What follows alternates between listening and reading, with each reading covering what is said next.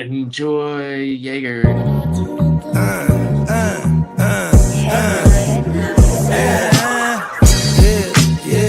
With the shit, finna call a blitz, make you call it quits. I can execute the plan on improv off script with my brothers from another living color with the skit. With the shit, finna call a blitz, make you call it quits. I can execute the plan on improv off script with my brothers from another living color with the skit. You know the squad I'm bumming with. Try to run with the rock and you fumbled it. Finna spin the block in the mothership. Rock like Woodstock, big stock, smother shit. Word to Uncle Sam, we tax like the government. Still in the game till the day I'm in love with it. You are now rocking with the most coveted. Unapologetic, let you know who you fucking with. What's the use? I got the juice. Tapping head tops like Duck, Duck, Goose. Slide off smooth in a coupe, no roof. Rocking sheep's clothing, I'm the big bad wolf. Double up, we gon' double down and double that. If I feel him double crossed, I'ma double back. That's a couple hundred large in a duffel bag. Blitzkrieg, somebody gon' end up a pack. With the shit, finna call a blitz, make you call it quits. I can execute the plan on improv off script with my brothers from another living color with the skit. With the shit, finna call a blitz, make you call it quits. I can execute the plan on improv off script with my brothers from another living color with the skit. You half steppers can't fuck with this. I'm with the big steppers and we stumping shit. Ice grill, you can feel the momentum shift. Alpha and the Omega, I'm the Genesis, real savage go-getter. Yeah, I'm getting it, school of hard knock. I'm the mascot, flipping shit.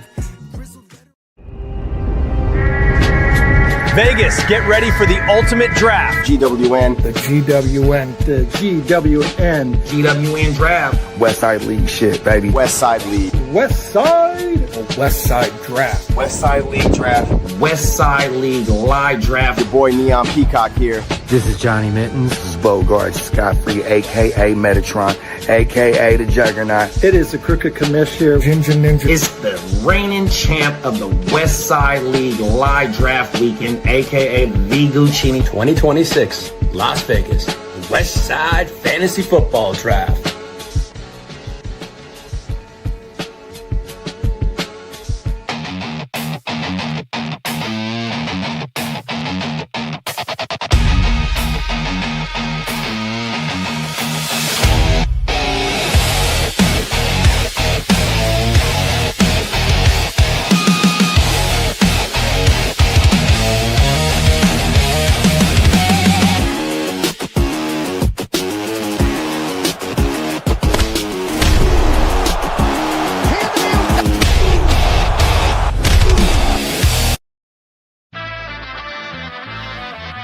What's good, gang? It's the Guchinni representing the Hard to Start podcast, tapping in to remind y'all that coming this August 20th, 2026, the second annual GWN, the Westside League live draft weekend will be popping off. Man, you will see all the cast of characters that you see live on the GWN every day. You'll see a lot of people that's in the chat every day on the stream, and then you'll see some of your favorite content creators that you've seen us make content with in this conglomerate that we call the GWN 100%. So what you need to do is go ahead and like and subscribe wherever you found us at, and if you screenshot that you subscribe, we are giving away multiple giveaways during the live draft. 100%. We will be running our regular scheduling program.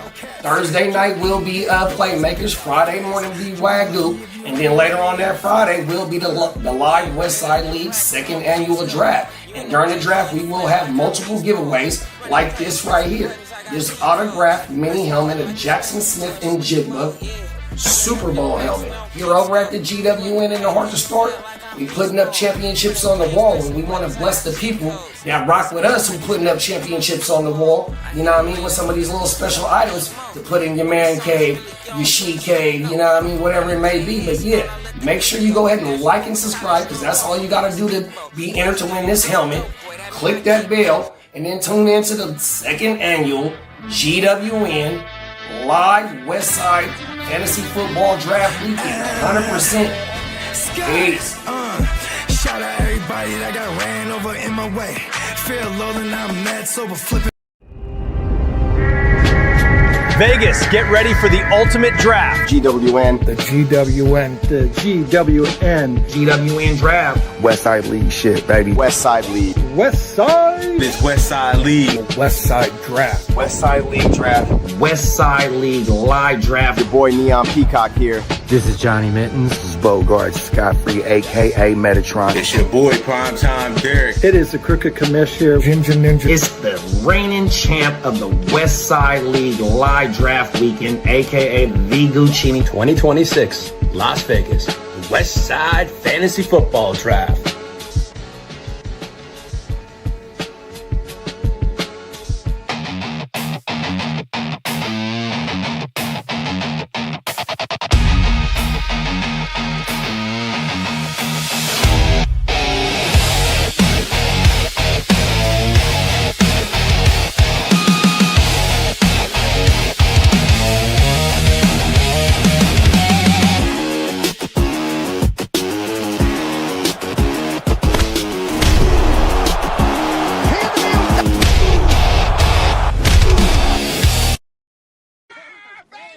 Oh my god.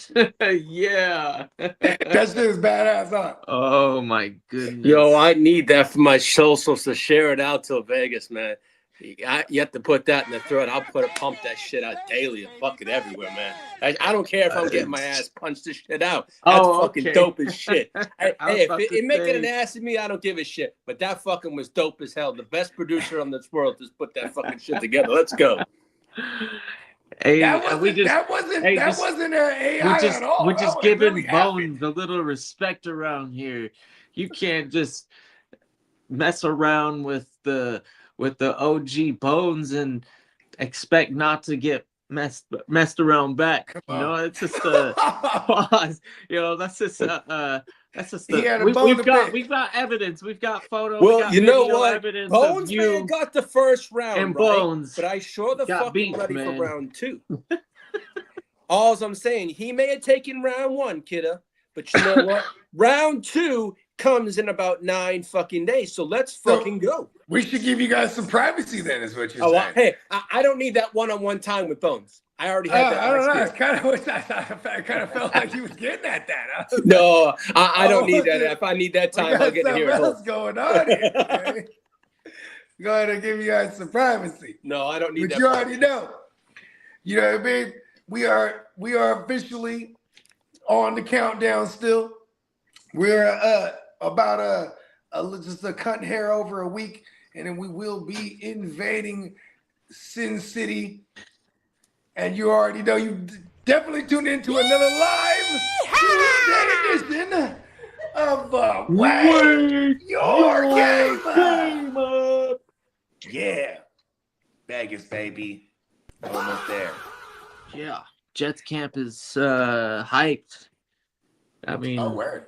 Yeah, I'm excited to get the season started. I don't want to be in contention of the 101 anymore. I'm kind of over it. You know, I think as a fan of a organization that just struggles to find an identity, you finally kind of get a general manager that at least has a plan, and then see it execute, and then just the overall camaraderie of kind of like everybody in the building that I've been paying attention to. It's just like kind of like the YouTube stuff that the Jets teams and like Jets fans that have been showcasing is every unit is really tight. Offensive linemen are super tied together. Pause. You know, just like kind of like the way that football teams should be built. You know, the whole team doesn't have to hang out, but when it comes to the positions, I like to see the wide receivers hanging out and being friendly and like getting to know them, each other. Because and they're having, off the field. They got one. Yeah. History, baby. Mostly a shoulda, coulda, woulda type of squad. Yeah, but at least you got one. You know what I mean? As an organization. Yeah, I guess. It don't matter if it's what 20, 50, And we 59 have years, Joe 53 years ago.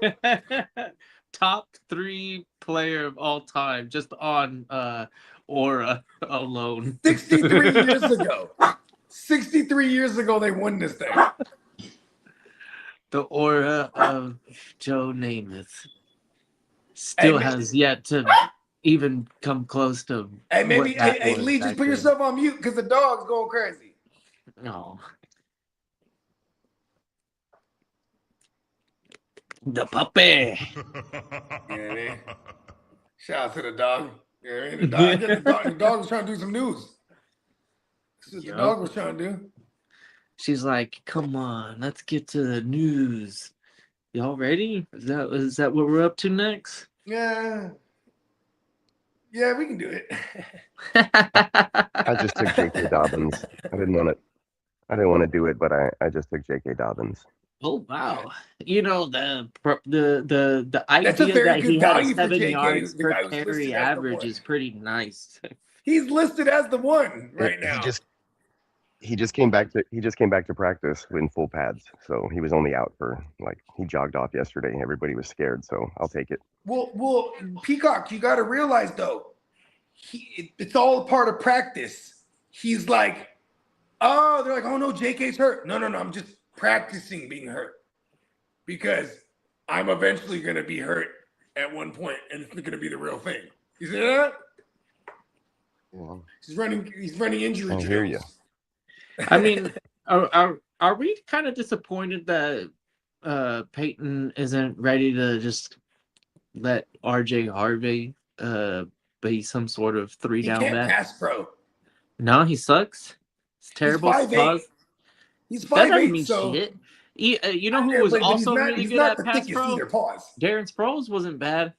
He was pretty good actually. Darren Sproles would get in there when it came to Darren Sproles though, he had this corkscrew kind of method where he would kind of semi-crash down and then corkscrew into somebody. You know what Listen, I mean, most of the time what we want out of the running back is to slow down, not necessarily stop. Yeah, but, just get in the way. Slow down.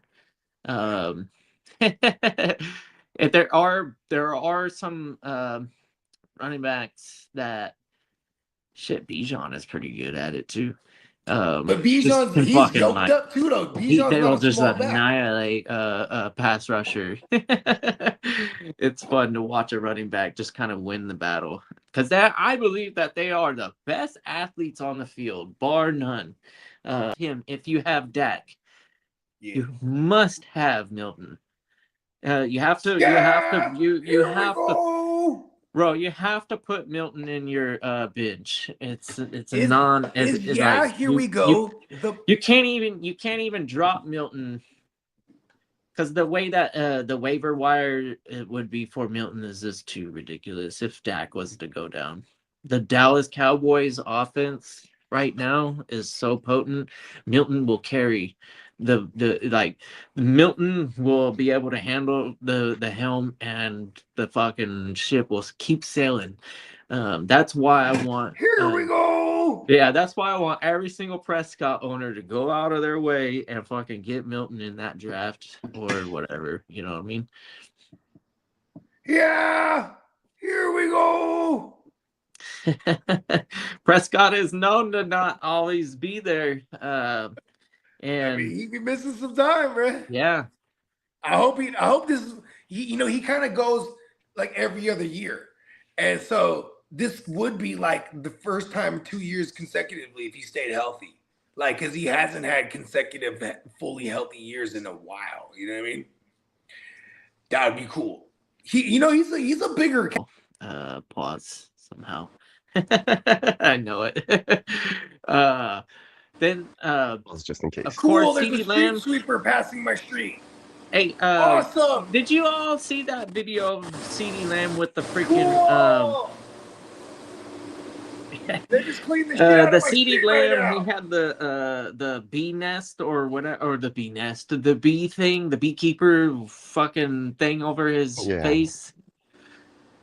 Okay. Trying to catch passes in the sunlight. What do we think about that as a training aid?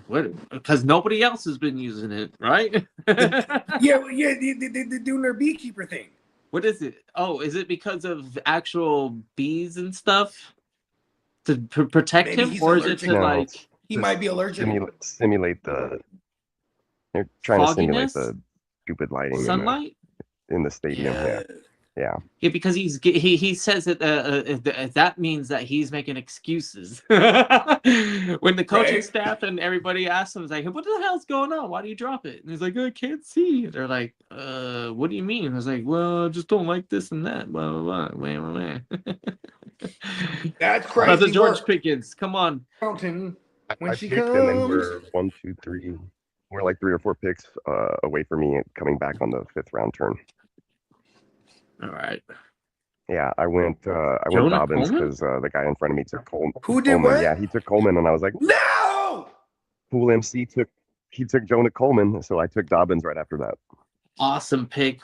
I mean, that was like I'm mad as Jonah fuck. That's what I Coleman. wanted to do. You got to rely on a rookie to win the show or win the role. That's It's pretty bold. that's I showing feel out, good about man. that there. Pretty Yeah, bold. I think that Dobbins pick is the Definitely the safer one.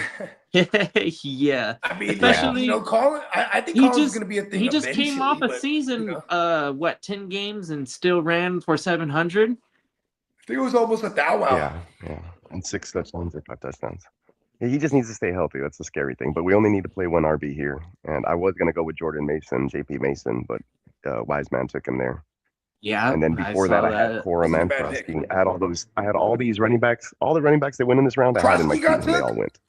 Oh, yeah, Krosky got took. Yep. Sure. Corum, Krosky, Brooks, Mason, Coleman, like all those guys went right before my pick. All right, And I had Monangai, Gainwell, Warren, Pollard, all those other guys were like in my queue. So they this all round was went really in succession. That was crazy. they all went. Johnny took Warren over Money Gang. I would have totally loved Money Gang there. I like Money Gang too. I know he's a 7th round running back, but I'm not mad at Jalen Warren. Just I'm such a Rico guy. You know what I mean? And I wholeheartedly believe Rico's the one to have. But at the same time, too, it is Mike McCarthy there reuniting with Aaron Rodgers, and they're definitely a 2-back system. You know what I mean? Like, as much as I want it to be all Rico, we're still – I mean, Jalen Warren and Kenneth Gainwell went crazy as a tandem last year. How do you guys like Pittman over there in that scheme? I like it a lot because now it's not just, take away DK. You know what I mean?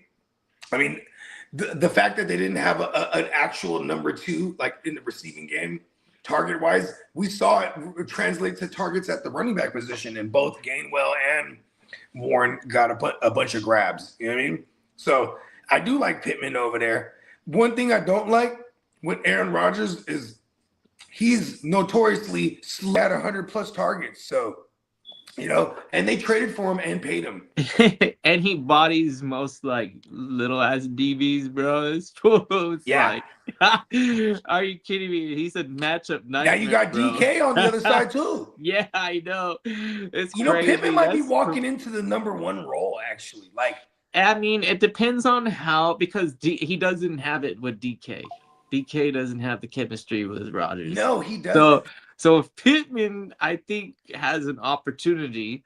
So we'll see.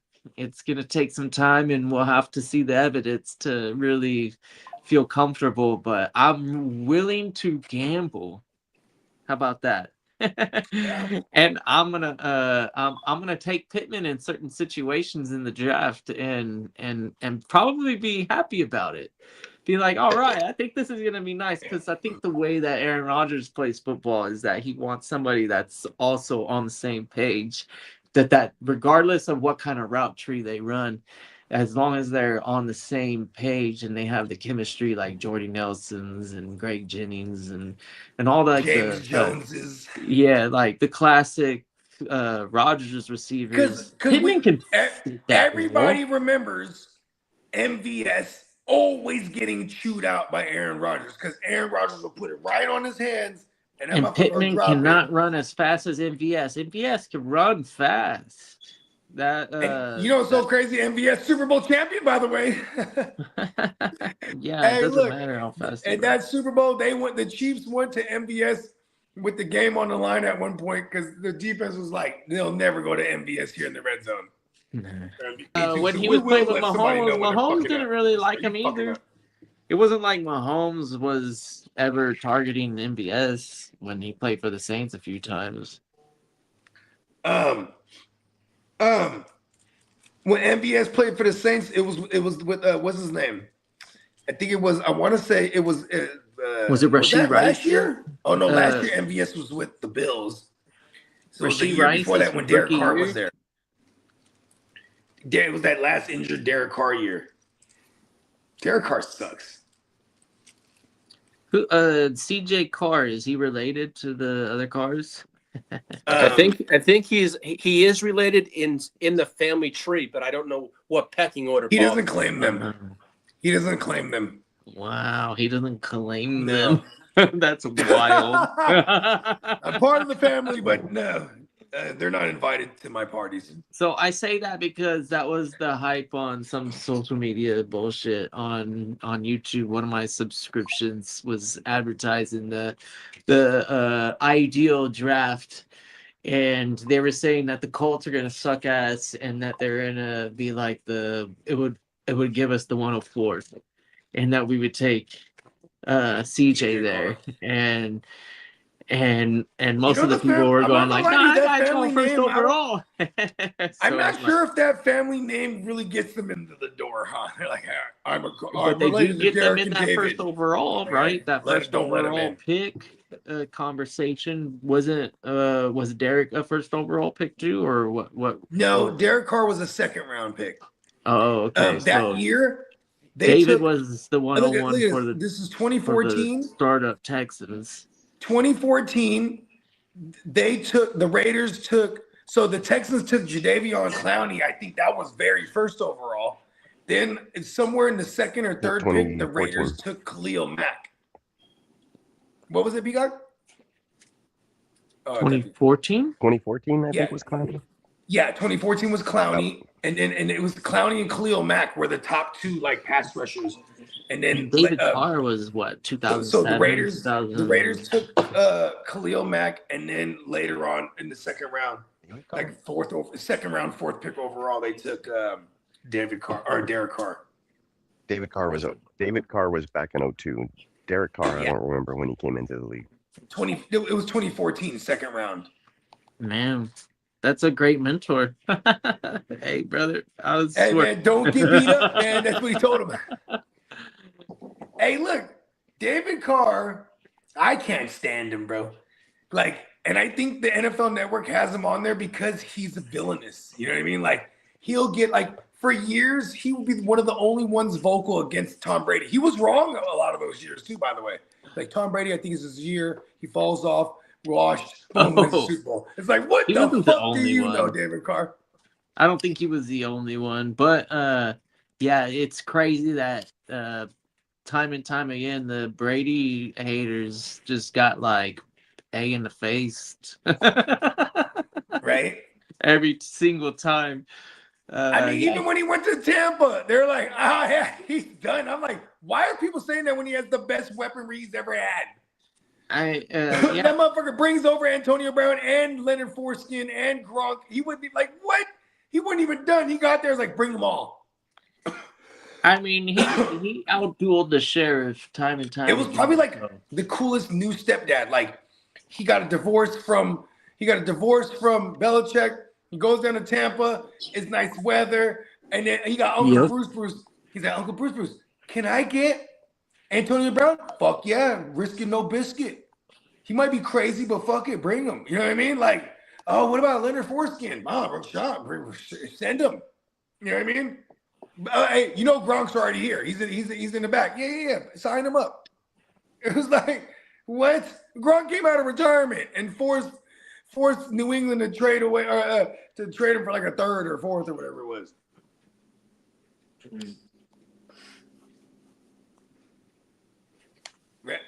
Should we take him to the streets? You ready? What's up?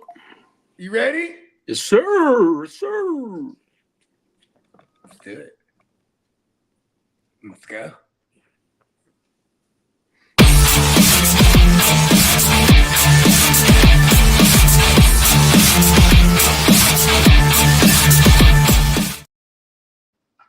Happy Tuesday, everyone, and happy motherfucking. Right, Let's fucking Raise the go! We morale. gotta wake your motherfucking There you fucking day. go. There you go. Let's go. Well, I'll start off with the breaking news. Kyler Murray was named the starter for the Vikings. Called it. Called that one, yes. And we're good. I mean, it's only obvious. And Deshaun Massage Hands on Watson looks like he's going to start week 1. Shadori is falling just like he fell in the draft. So, sorry. But can I please have that money drop? Extension drop. Pause.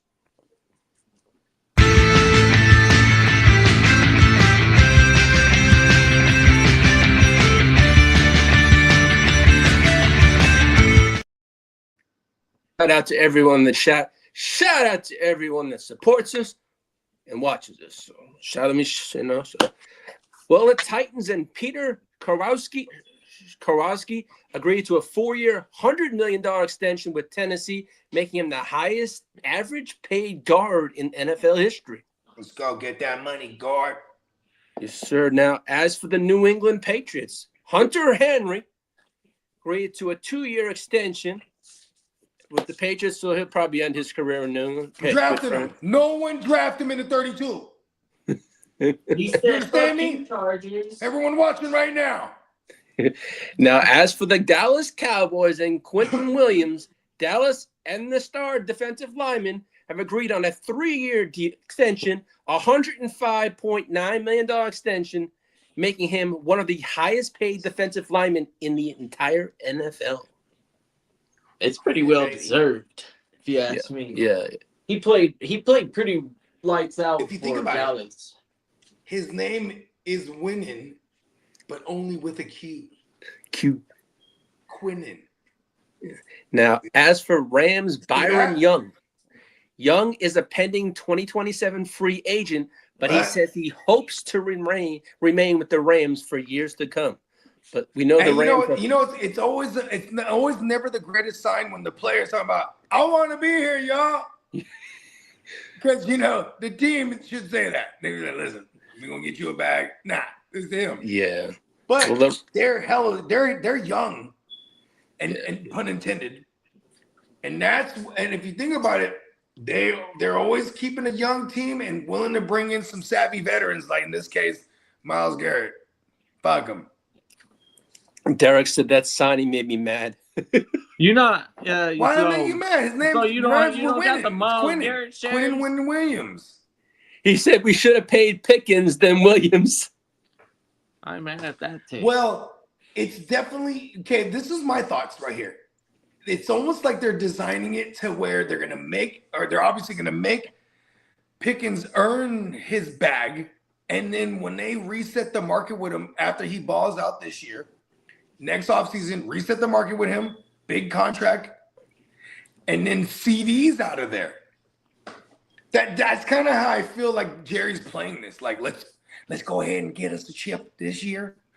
And then when we pay everybody, we're gonna be back to mediocre, middle of the pack, because we can't afford everybody, even though he got hella bread. I don't think that's true story. I think you can afford 2 true wide receiver 1 contracts if you prefer to pay your wide receivers over other positions. They keep increasing the cap, and lately it's been exponential. They've been adding millions and millions, not just like a couple million, but like 25, 40, some years. So you can spread the wealth through that 40 or sign a player, extend a contract or whatever. And I think the Cowboys are the perfect team to follow suit and do something similar to what Cincinnati's done, but hopefully be more successful with it. T. Higgins is made of glass, so that's that is what it is. It's like that's their problem. T. Higgins. They signed him to a big contract again. Whatever. Dummies. The Dumases. I mean, like, I'm not a T. Higgins truther. I see the talent, of course. I'm not blind, but I think it's who he's connected to. that means that I'm also like aware of the health. It's so consistently bad. We'll say that, which is not what I want on my fantasy team. Did he play a full season last year? Because that equated to 12 tugs. I don't know. I ain't fucking with it. Hey, Peacock, I saw your comment. I tried to fix it. You know how some people feel about Baker Mayfield? I feel about T. Higgins the same way. But for Baker's, in his defense, he's been consistent. Like, last year was a down year, but up until then, when he had that full time. When he went to the Rams, that's when his game changed. When he was the backup with the Rams, you're a big fan of he learned how to play football. Somehow, that's where it changed. And I think he's a capable starter in the NFL. Somebody who will, like, say they tear the league apart, Baker Mayfield is getting drafted as a fucking quarterback 4. No, I hear you, Bogey. I'm just what are we risen the Baker Mayfield, because there's a lot of hate on them motherfucker right now. And in the Jets community, there's a lot of talk that they're like, we can make a trade. And people are going, yeah, pay him $50 million. And I'm one of them. Oh my God, do this. He'd be throwing at Garrett Wilson.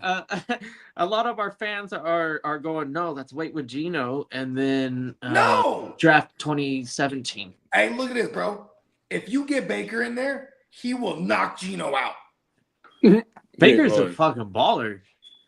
No, I'm talking about he will fist fight him. Hey, and Baker is one of those types of players that if you sign him, then he's going to be playing. Listen here. Hold on. Kind of with the chip on his shoulder for the rest of the league. But hold on, Brody. Listen to this. Who is the head coach of the Buccaneers? Todd Bowles. Who was there at one point in time with Geno Smith? Hold on. I'm getting asked a couple questions over here. What do you want? Go ahead. Do I want it? You can put it in the refrigerator. I'm gonna trash it if you don't want it. Oh, okay. Trash it then. I don't know. Sorry. Okay. It was Todd Bowles. Yeah, Todd Bowles is the head coach. Okay. Of the Jets at one point. Oh, yeah. With Geno. Yeah, with Geno. Hey, and Geno in the building. Shout out to Geno. True leadership skills. He's amassed over the years. It's veteran leadership already. As soon as he steps into the building, he basically has the whole respect of the building. Regardless of what he did with the Raiders, I don't give a fuck. A lot of quarterbacks in this league would have struggled. It's the Raiders. Yeah. Okay. Is Geno a top 15? Is he a top 16 talent-wise at the position? Pause. Like, if you look at 15 other QBs, is he at least 16? Probably not.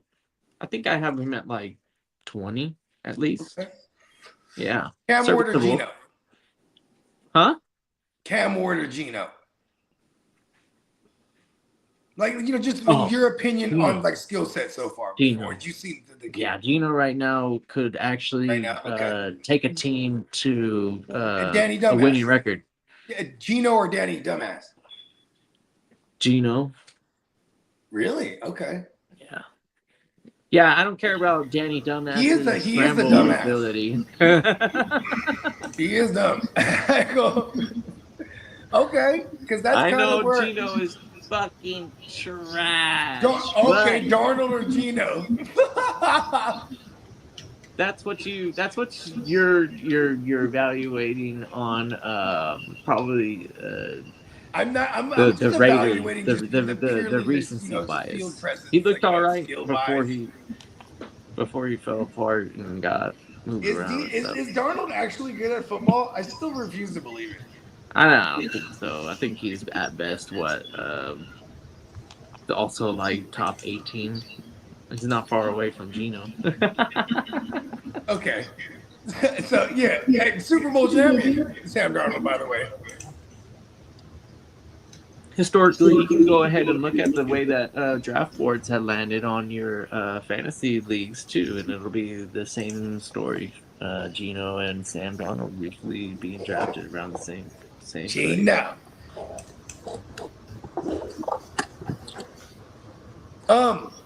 Random question, real quick. So these cool new-looking street sweepers just passed my street a few times, right? Ooh. Is it Steam now? Because they were blasting the streets, and that motherfucker was dried up in like seconds. I'm like, that's Steam, huh? Probably. I mean, they can have instead of like blasting water. No, I mean that would be what Steam is. It's heated water. Yeah. Well, I mean, so they have a boiler Steam, inside somehow. They have a boiler. Not jets of water anymore. The way that I've always been aware of how they work, they're like vacuums. So the brushes, everything, it takes the debris, the large debris, and funnels it in towards the center of the truck. There's a vacuum, and it takes that debris and puts it into a bag. It was crazy though. It was electric. It was still loud as all hell, but it was definitely electric. Yeah, I mean, all you have to do is have all you have to have is rotating parts in order to get vacuum. So as long as you can have like, even if it's an electrical field that spins something, it doesn't matter. If it's a freaking generated by like we'll call them, a gas power plant, something like that, or diesel, that's still rotating something, and that's what that's all you need. How you get it doesn't matter.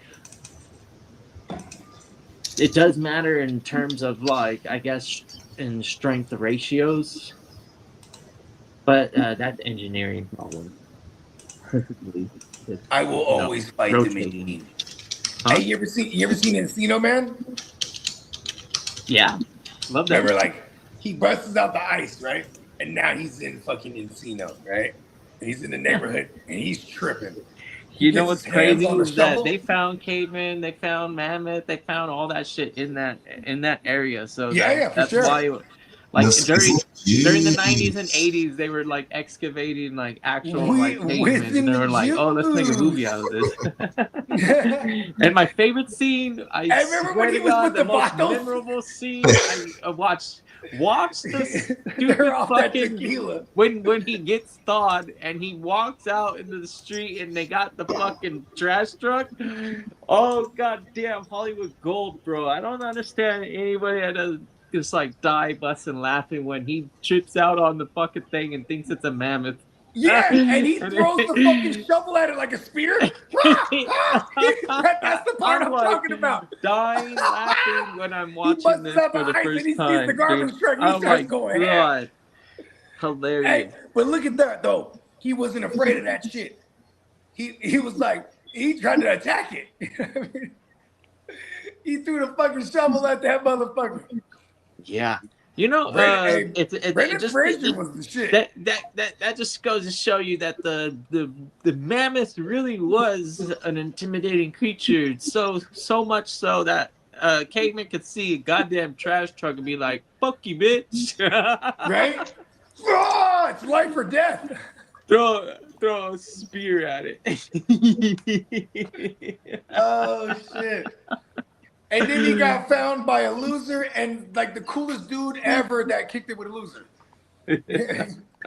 Listen, he's the greasiest vato Yeah. you've ever seen, buddy.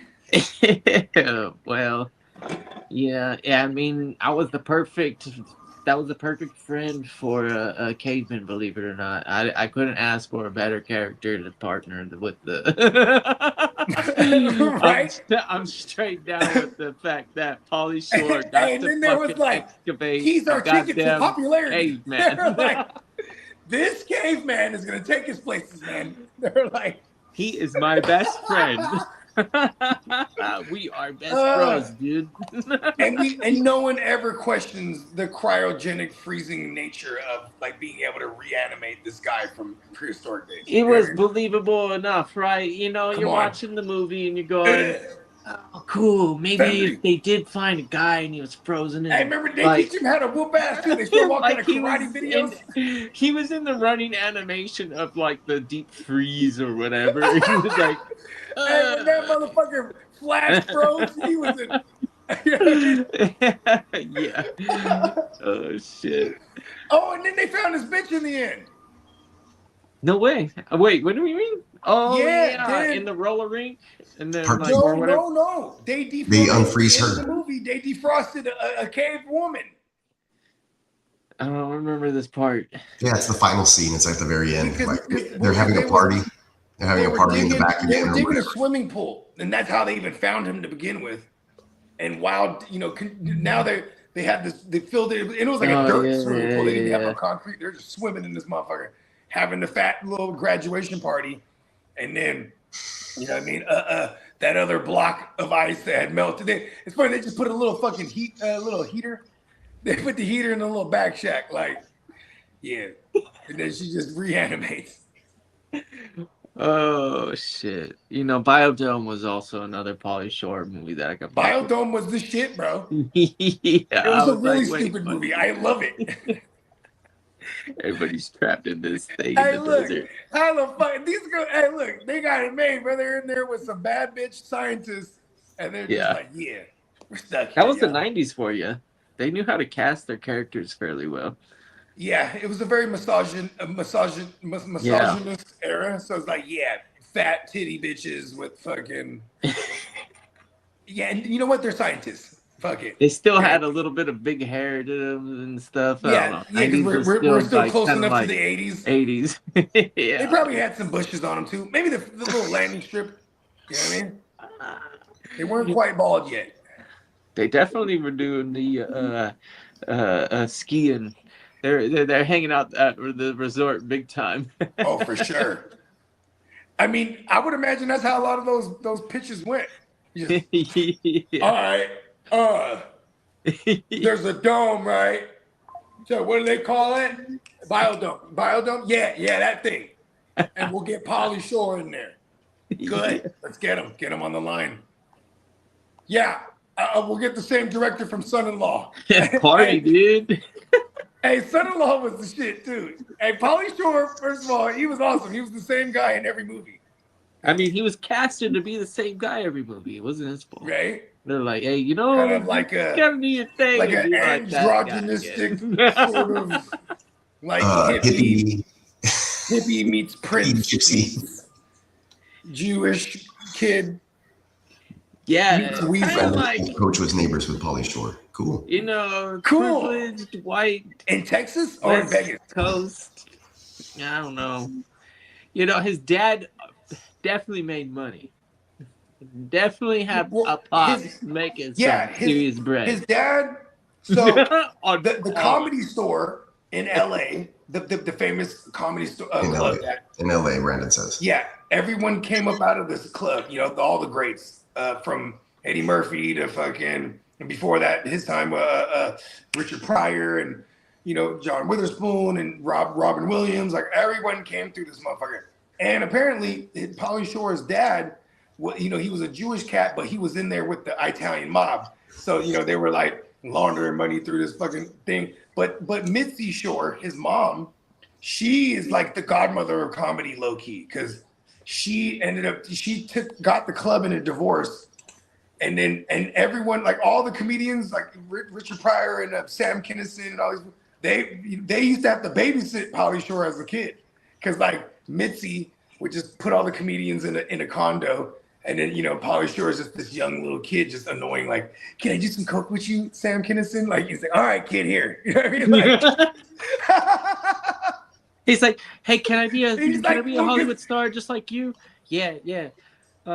It's okay if I just kind of like be myself and just be like this all the time. And they're like, actually, kid, right now you're in, dude. We can fucking find a role for you, and everybody would buy that right the now. long little fucking, like, he used to wear boas, like, you know what I'm talking about, like the feather things, and yeah, he was like a fabulous dude. You know what I mean?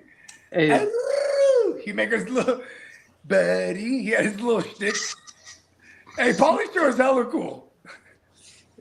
And he was hella knocking bad ones down. Yeah, there's a lot of authenticity of carrying yourself and probably, bagging a bunch of bitches like that. Right? Yeah. Especially, absolutely. Listen, he might be his early 20s in the early 90s. He was young. He's about 50 now, I think. He was always like his early 20s. And he was always older than whatever age he was portraying. He went on a run. He had he had fucking Encino Man, Son-in-Law. He had the Army joint with Andy Dick. In the Army now. Yeah, in the Army. That's when he finally chopped the wig. Yeah. Yeah, the lawyer movie. Yeah, Biodome. Yeah. See, and that's when you sign like a 5-picture deal with like a. Don't forget a Goofy movie. Oh yeah. He was him. Just a Goofy movie. He was himself, basically. Yo, Stacy. Or what is it? The Leaning Tower of Cheese. The Leaning Tower of Cheese. He had the cheese whiz.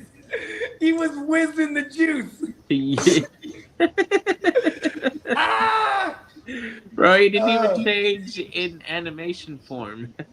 Ooh, Peacock. You know how you guys had at one point or another rented out Nicolas Cage's house, right? Yes. Well, So this was in Vegas, correct? Correct. Yeah. So one of those houses next to it is Pauly Shore's house till this day. He lived right next to Nicolas Cage for several years, like for decades. Interesting.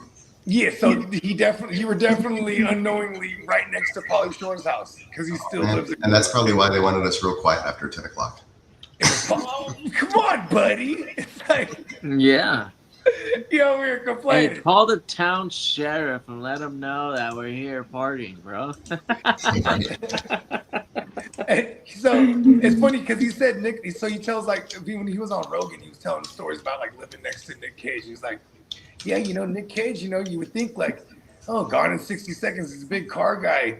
He's like, nah. And he's like, they would go hang out and go have like dinner, and he'd be like, he would jump in. Nick Cage would like jump in, Pauly Shore's Ferrari or whatever. Oh, these are nice. Yeah, I can make a call. I can get you one.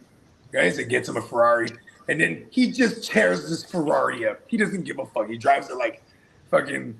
He drives it like it's a Corolla. You know what I mean? He just parks it, leaves it outside. Drives it to the grocery store. Like, you know what I mean? He just doesn't give a fuck. He's like Nick, and I would imagine Nick Cage is like that. Yeah. Fuck it. Doesn't even wash it. This car's really dirty. It's really dirty. Just overacting all the time. I mean, it would probably have been frustrating if you're trying to daily drive a Ferrari back in those days, like an 80s Ferrari's trash, dude.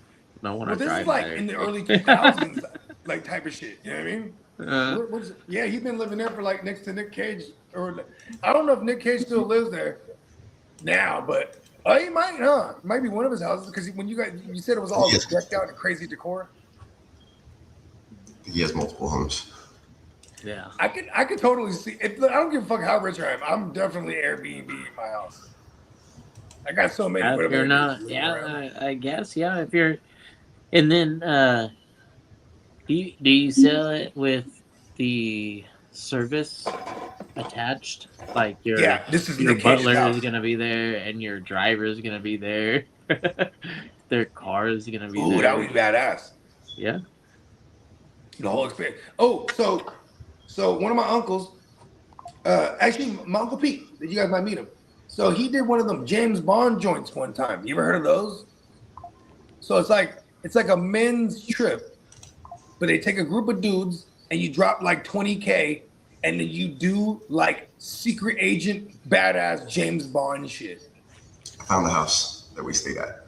1 second, I'm gonna share it on the on StreamYard. Present. Stop that screen. Ghost Rider's house. I'll be right back. This is the one that we rented out. Share. Can y'all see the photos? Yep. Oh, no, hold on. Let me do this. Share it this way. 1 second. There we go. So this is the house that was Nick Cage's house that we rented out for my buddy's wedding. It's a cool little entrance. That was the living room. And then there's a kitchen off to one side. This is like up to the kitchen. That was a cool area. There's like a random piano. It's one of the bedrooms.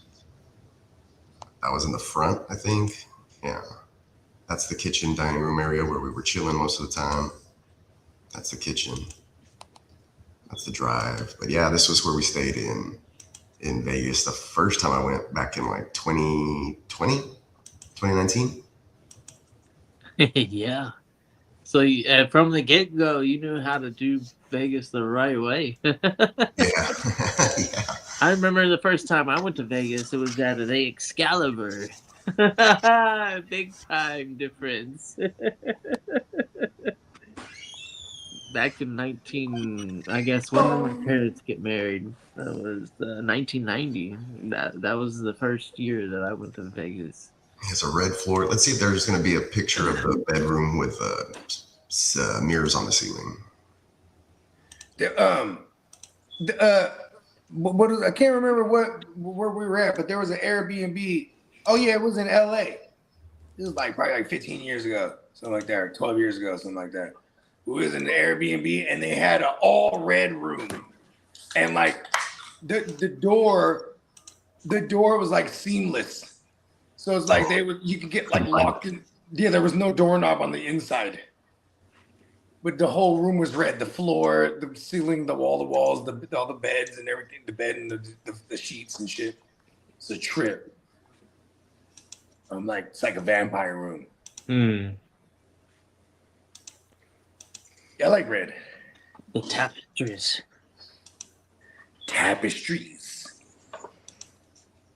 See, that's how you know you're balling when you don't call them you call them tapestries. Yeah, these are my tapestries.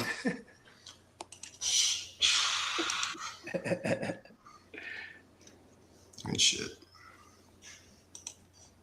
This is where you're staying this year. No, that's not where we're staying this year. That's where we stayed a couple years back. Right. Yo, what's up, Cole? Shouted you out earlier. Yes. Yeah. Right. All right. I guess now we can take them to the streets. Yes, sir. Oh yeah, I guess we kind of. I thought he was done. All right, fucking take No. You said the 20-minute mark, and I was letting that go. No, we was already hitting drops and everything, weren't we? Yeah. Well, can I have listen to all these rumors? Running in. Yeah.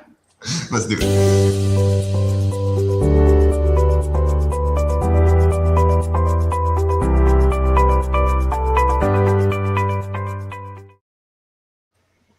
Well, those Kansas City left queefs. Well, Patrick Mahomes, Andy Reid says Kansas City is leaning against playing Mahomes next week's preseason opener. Those damn queefs. Yeah, why would they play him? Yeah, I know. I'm just giving them out. Now, as for Gang Green, Geno Smith is mightily struggling in joint practices against the Buccaneers and has thrown 6 interceptions. Ooh, they're going to trade for him. Now, as for Colts, Anthony Richardson has been demoted to the third string, but he's going to showcase his skills Thursday against the New England Patriots as a trading. Listen, real quick, I'm just going to start rumors. I want the Jets to trade for Baker all of a sudden. Like, if he's in that division against Josh Allen twice a year, Josh Allen would hate that. Like, the few times they have played against each other, it was always a shootout. I'm just saying, like, him versus Drake May twice a year. That would be dope. You know what I mean? Like, that would spice that division up. Now, as I said earlier, the Vikings named Kyler Murray the starting quarterback over JJ. I'm not Mr. McCarthy. Because Kevin O'Connell said this. He felt Murray is more mentally ahead of where J.J. McCarthy is at this point. And we know Mashaz Watson will start week 1 over Shador. Now, as for running backs, this is like what they're saying. Yeah. Now, as for Breece Hall, New York plans to feature Breece Hall promptly as their lead back going into the season. Just they said there was blurbs out there that they were going to use a two-headed monster. They're just going to use Breece. Monster even. Here's the thing: they just paid him a guap. Exactly. Like, fuck those. These isn't rumors. This is fact right here. Shout out to Clock Management in the house. What's up, Clock? I got a rumor for you. Puka Nacua could still face a suspension for his off-season behavior. Oh no! Per Adam Schefter. No. Probably like a 1-game suspension. No. It might be like it's still being reviewed by the NFL, but it is possible. Oh yeah, because James Pierce it's conduct policy violation. Plus. That's like 4 minimum. And then he'll like appeal for like. And then here's the rest of it. It's possible when the Rams versus the 49ers play in Australia, Nacua doesn't play in that game. Oh, so just 1 game potentially. Yeah. Now, I like it for us though. Yeah. Yeah, that's a good for the 49ers. Now, as for Ashton Genty, he's expected to have a bigger part in the passing game this season. Pause. And the Why Ravens. Is that a pause? Well, because I said bigger. Oh, okay. Touche. As for the Ravens, have no plans to lessen Derrick Henry's workload as he enters his age 32 season. Who's this? Derrick Henry. They ain't finna lessen shit. Exactly. They now this was into the dirt. As a Chargers fan and as a fantasy manager, I was pissed yesterday when Mike came out, McDaniel, and said Amari and Hampton, Keaton Mitchell, and Tamani Vidal are going to be used all 3 in the game. We're going to ride a hot hand. So he said all 3 are going to play the game. Whoever's going to have the hot hand is we're going to play. Let me get Hampton a ball for you, bro. In the Jim Love dynasty. Hell fuck no. Go down with the ships then. Hell no. Hampton's staying where he's at. I gave up enough assets to get him. All right. That deal's walking out the door. Nah, it's fine. Hey, that deal's walking out the door. Have fun with your committee back. 1 year. That's it. Have fun with your committee back. It's fine. It's fine. Yeah. Oh, we got another pick in the 32. Now there goes Reed. Ooh. Now, as for the value for I was going to take him actually, so I'm glad he took. I don't want to take 2 injury risk guys back to back with Dobbins and Reed, but I was going to do it. As for the New York Giants, just do like Bogey, where you make all the wrong decisions, right? Like taking Price over Warren, and then I go take Pierce later, and then Pierce is dead. He's not dead. I hear your clock. Look, there's some other stuff on that Pierce news that broke yesterday about him getting a PRP injection.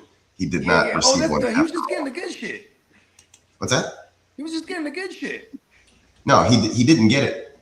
Oh, he didn't get it? No, it's a false report. Oh, man, that makes me disappointed. No. Well, I mean, it was going to cause swelling and possibly another 2 weeks delay in his recovery. What they do is they remove liquids and stuff from your platelets, from your blood, they spin it, and then they put it back into your body like healthy. It's supposed to help with recovery. but it causes inflammation and swelling for like 2 weeks, and you can't do anything. You have to rest on it. So that would have put his timeline in danger, which is why I think he didn't get the PRP injection after all. But I'm not a doctor. Now, as for the Giants, guess who is?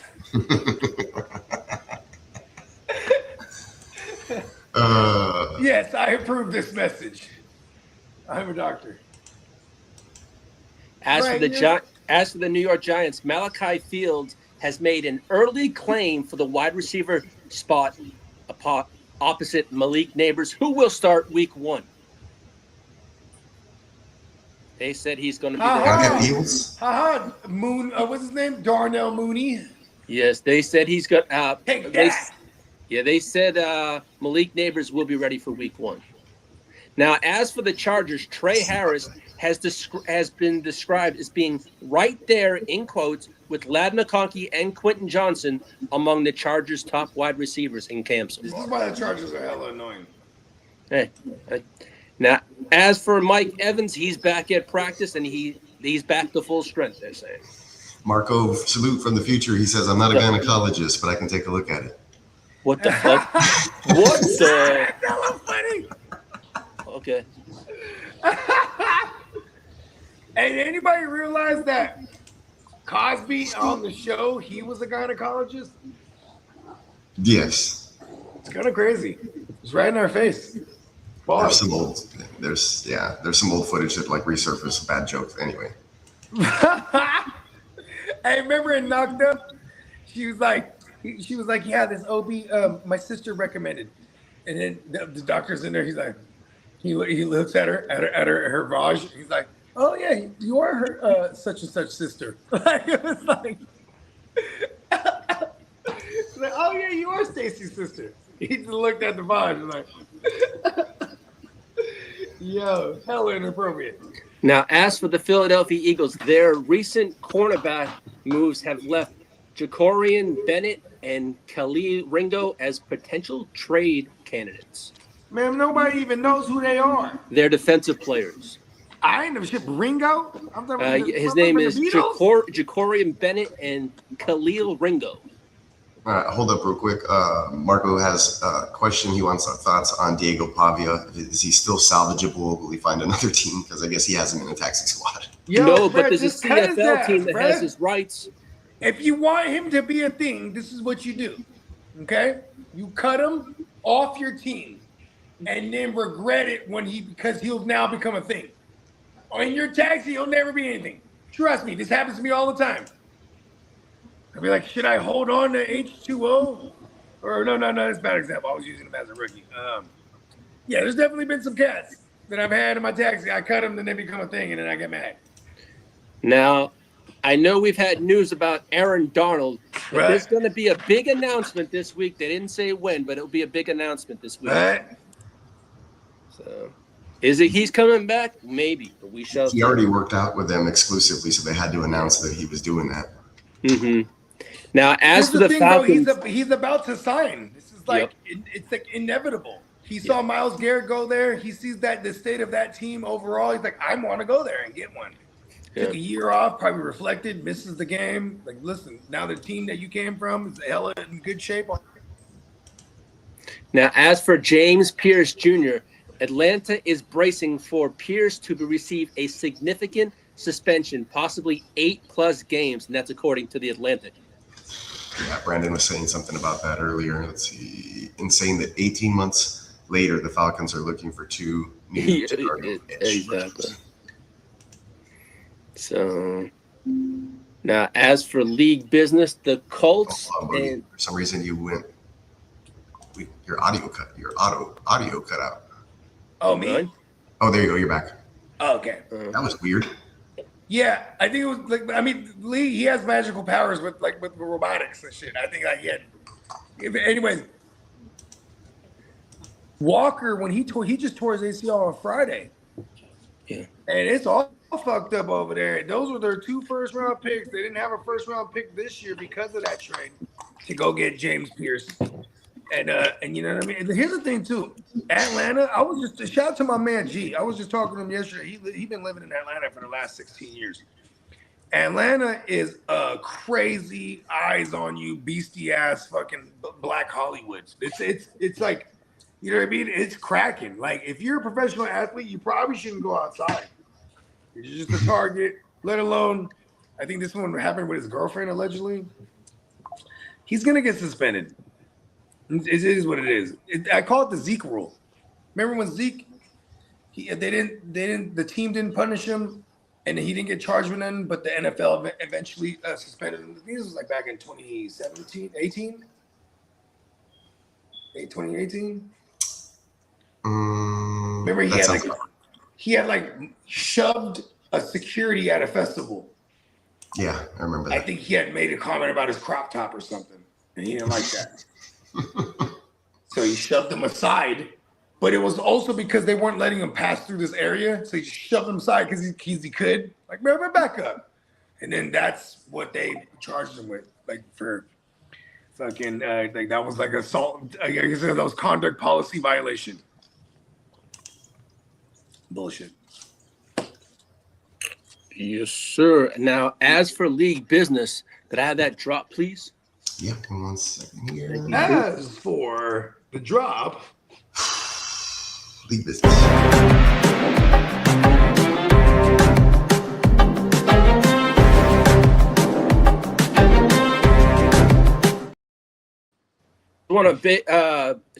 The Colts' Cam Taylor-Britt was suspended for 1 game for violating NFL's personal conduct policy. Damn, they got Cam Taylor-Britt over there? Yeah, the Colts do, yeah. Hey, I'm just gonna keep it 100. Like, if they get it correct, like just on paper, they have Sauce, and then opposite of him is Cam Taylor-Britt, and then they have Cam Bynum at the free safety. That's kind of fucking nasty. Yeah, I just saw a video of Sauce getting burned by A.J. Brown in one-on-ones for a touchdown. Never mind. Hey, Sauce. Appreciate that, Marco. Yes, I am on deck. I'm ready to roll with my pick. I'm just waiting for the guy in front of me. Now, as for the Eagles, Lane Johnson. Right now? Itrin 54. Oh, okay. I was gonna say because if it's someone I know, I'll go text him. But yeah, that's one of Bernie's boys. Shout out to E-Trend. As for Lane Johnson, the veteran right tackle says this will be his last and final year in the NFL. And as for Larry Fitzgerald, Arizona will retire Fitzgerald's number 11 during Week 7 versus Denver and add him to the team's Ring of Honor. Nice. You know, when you rock 11, you are the 1-1. Sure. You know when you say something twice, you really mean it. You mean, oh, I'm the one. I'm the 1-1. You know what I mean? Hey, is it fire? It's fire. Right? Is it bad, bro? It's bad. Right? You know, really, when you say it twice, you really mean it.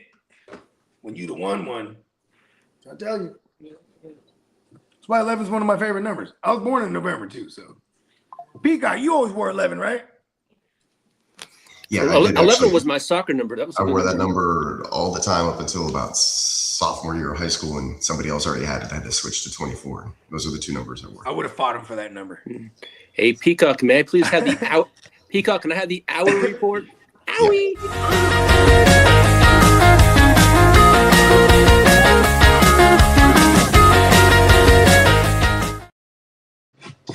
The Washington Commanders' Larry Tunsil tore his biceps and will undergo surgery and is expected to miss the entire regular season.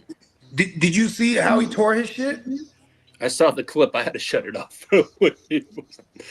Oh, no, he was. Did you see what he was wearing? He was wearing like an extra medium designer shirt, and because he thinks he's a runway model. He was trying to take it off, and that's how he tore his. Yeah. And as for Brandon Coleman, will become the starting left tackle over in Washington. As for the Seattle Seahawks, Jadarian Price had leg soreness, but is expected to be back at practice within a few days. Everybody has a price. As for the Carolina Panthers, shout out to Gangrene. Haynes King has a hamstring injury and is expected to miss multiple weeks, but he will make the 53-man roster. Yeah, because but here's the other part. Hold on, Lee. He is responsible for one of the greatest Hall of Fame games we've ever seen in history. It's pretty good. Now, Shout out to him and Carson Beck. the second part to that It question, was pretty good, right? Yeah. I That's was the like, best "Wow, preseason. football." Probably the best preseason game I've seen in a long time. Right. And to the second part of that blurb is the Carolina Panthers are going to use King as Taysom Oh, no. in a Taysom Hill role. He's Haynes Taysom. Yeah, they're going to use him in a Haynes, Taysom Hill role. King, Hill. Yep. Sean Payton's not even over there anymore. What the hell are they doing? I know, right? And they're like, fuck it. Haynes King can be that guy now. Yes. Now, as I mentioned earlier, Irritating. Malik Neighbors is trending towards being ready for Week 1 versus Dallas, barring any setback.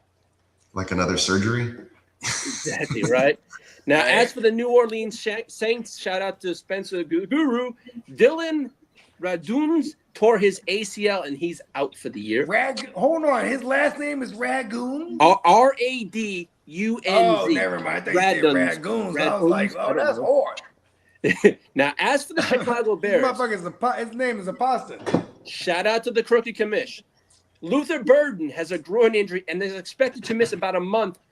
And they said it was a strain. They hope to have him ready for Week 1. What's that rehab like? See, this is why Massage Watson used to get groin injuries. He'd be like, I got to go to the masseuse.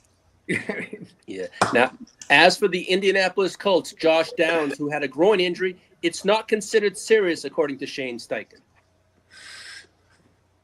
Hey, Josh Downs. Josh always Downs. Yeah. Look at he's holding up to par, right? He's already in mid-season form right now. Yeah, I had to drop Christian Kirk in 2 leagues yesterday. I was just like, get out of here. Man. It pisses me off being injured all the time. Now, as for Matthew Golden, Matt LaFleur says it's not going to be a long-term concern. He has a turf toe injury. Oh, he's banging the turf, bro. Yeah. As for the Detroit Lions, Cade Mays, one of their prize free agents in the offseason, he's expected to miss a significant amount of time. I think he has a broken wrist, and he's having a plate put in He's a his wrist. tough son of a bitch. You know how I know this? Now, as for Isaiah, This is a dynasty, Brandon. I had him for the last several years. Yeah. Listen, that's why I dropped Christian Kirk. That guy, what's his name from Detroit? Cade May. Yeah, that's a bad motherfucker. It's just like my boy Nancy, because when your dad's not around, he's gonna name you a name that he knows they're gonna fuck with you, and you're gonna be tough. Shout out to Kate. As for Isaiah The man, Pacheco, Kate. has a sprained MCL, but they think he'll be ready for Week 1. And as for Christian McCaffrey, has missed several practices due to hamstring tightness. So, Listen. I got the peptides and all the PEDs on the way to him. We're gonna bubble wrap him for now, and he's gonna be phenomenal for us in fantasy. Hold on, guys. If this is true, Brandon says the Lions' new center is Juice Scruggs. Is that true? Oh my No God! fucking way. They brought him back, or he's in the game still. Juice Scruggs was traded over there or was released. I don't remember how that worked out, but he was a former Texan. Okay. I thought he was an active on a team. Wow. Not good enough to be on a roster. He's the center for the Lions. I'm worried. He's one letter away from scrub. Traded for Monty. There you go. That's right. We sent Juice Scruggs over there for Monty. Oh no, this is Other terrible picks. for us. This is awful. Yeah, well, they just lost. Well, they have their center situation. Plus, he Pacheco's retired out. out of nowhere. Yeah. Was it? Am I confusing them with the Bears? Yeah, that's not Something happened to their not, center. That's not instilling a lot of confidence in me, but okay. Gibbs Cole, what's 102 overall? Cole, just put your questions up on there, and I can ask. You haven't Shout out asked to Cole, anything. man. Ask away, Cole. He wants to talk to you, but he doesn't realize that this is we're going through a show here. So if you want to have a question, we can do a question. But We will stop the entire show just for Cole. I swear to God. Let's go. I love Cole. Yeah. Now, that's as Cole. for- That's the rapper. as for Camp cleverly roster disguising watch, himself. Cole, we've been over this. There's a strong vetting process as to before we let anybody up on the stream, because you could just jump out there and say a bunch of random idiocies. I think So you you need to get in contact with us first. If he's Soundwave's homeboy, he's in. Now, as for the camp watch, He's Lee's other grandson. That's funny. That's the grandnephew. Go ahead. As for the Saints, Jordan Tyson has reportedly been the star of training camp, showing advanced route running ability and big play potential. This is anything to take pressure off of Chris Olave. Sure. And you know what's dope? Olave is a beast with Shook too, bro. Like they just needed a quarterback over there. Now, as for the Giants, tight end man, I didn't get Tyler Shook. It was Marco from the future. Dude, somebody pulled him up super early, and I was just waiting for him. I had Olave. I was just waiting for him to fall, to grab him. I figure other guys would go. Once Goff and Brock went, I was like, oh no, here comes Tyler. Yeah, Goff went 313, followed by Mayfield, followed by Purdy, then Love, then Shuck went at the 325. There it was. Followed by Murray, and then Ward. And now I'm just not picking. Now I'm just going to stream a quarterback. He will be my last. Me too. Don't beat me to my favorite late one. I'm probably going to end up streaming between whoever they're not even sure if he's a starter. I'm totally about having. I'm okay if I end up with a 2 or a percent, or I don't give a fuck Watson. I don't give a fuck at this point. I think there's me, you, and 2 other teams that don't have a QB. Let's all just wait. That way we all. Yeah. Fuck everyone. We'll worry about that in the last. I didn't take a good one. I'm gonna already be mad. I'm already mad, but whatever. Hey, Sam Darnold is still out there. No. He was kind of at the, and then I keep dropping him down further down my queue. It's I could take a QB. Hey, you got full Tony Romo on it. I don't think so. I don't think so, Peacock. Cole, you've been asking the same question. Can you ask a question? Ask the question, Cole. Yeah, we got you, Cole. Cole World.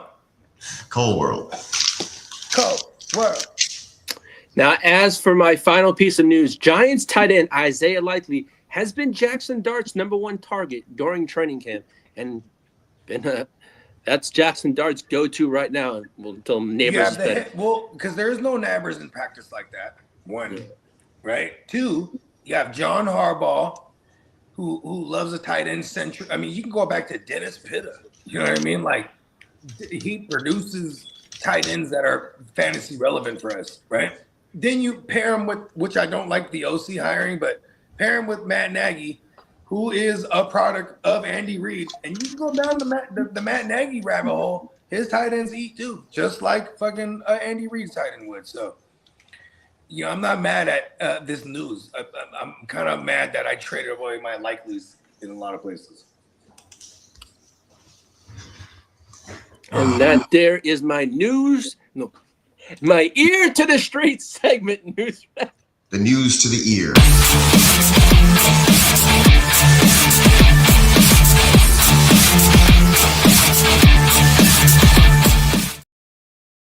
Don't forget that there is a sale over on neonpeacockmerch.com. $13 t-shirts are still live and active up until tomorrow at 5 p.m. Plus, there's a new premium website launch at neon-peacock-shop.fourthwall.com. You see it down there. There's a QR code in the upper left-hand corner of your screen as well. That'll take you straight over to a new GWN collection as well as some Westside League merch. Go ahead and check it out. Support a brother. Oh, I can't wait to get that Westside shirt. I got Waiver. And there's a good chance, Lee. I know you ordered it last night, right before midnight. There's still a decent chance you get it before. Hey, if I don't, I don't.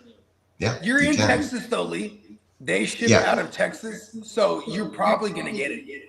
Yeah, actually, that is very true. I ordered something 2 days ago, and half of the order already shipped. And it's coming from within Texas. So I should be able to get it. Half my order is on the way too, on my first order. Yeah, you should have gotten your polos. It says it's delivered. Oh, it might be in the mailbox then, huh? Yeah, there you go. Yeah, it says that they got delivered. Yeah, I got one of those community joints where you have to fucking with the key. Brandon's wondering if we're ever going to, or if we're going to see any big trades before the season starts. Crosby potentially. Max Crosby? Yeah. He didn't want to be there. Well, but this is why I say Max Crosby, because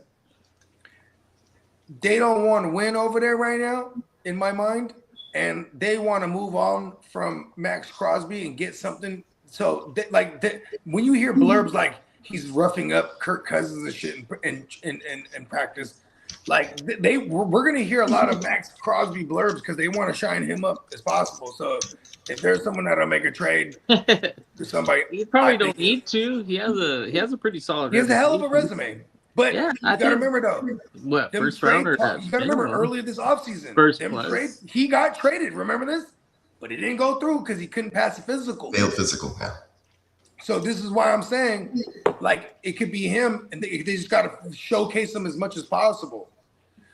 I mean, likely, it would be likely he gets traded before trade deadline because then you get to see him for several weeks on end. Yeah, the PED wear off or whatever. Yeah, just to make sure he's good, huh?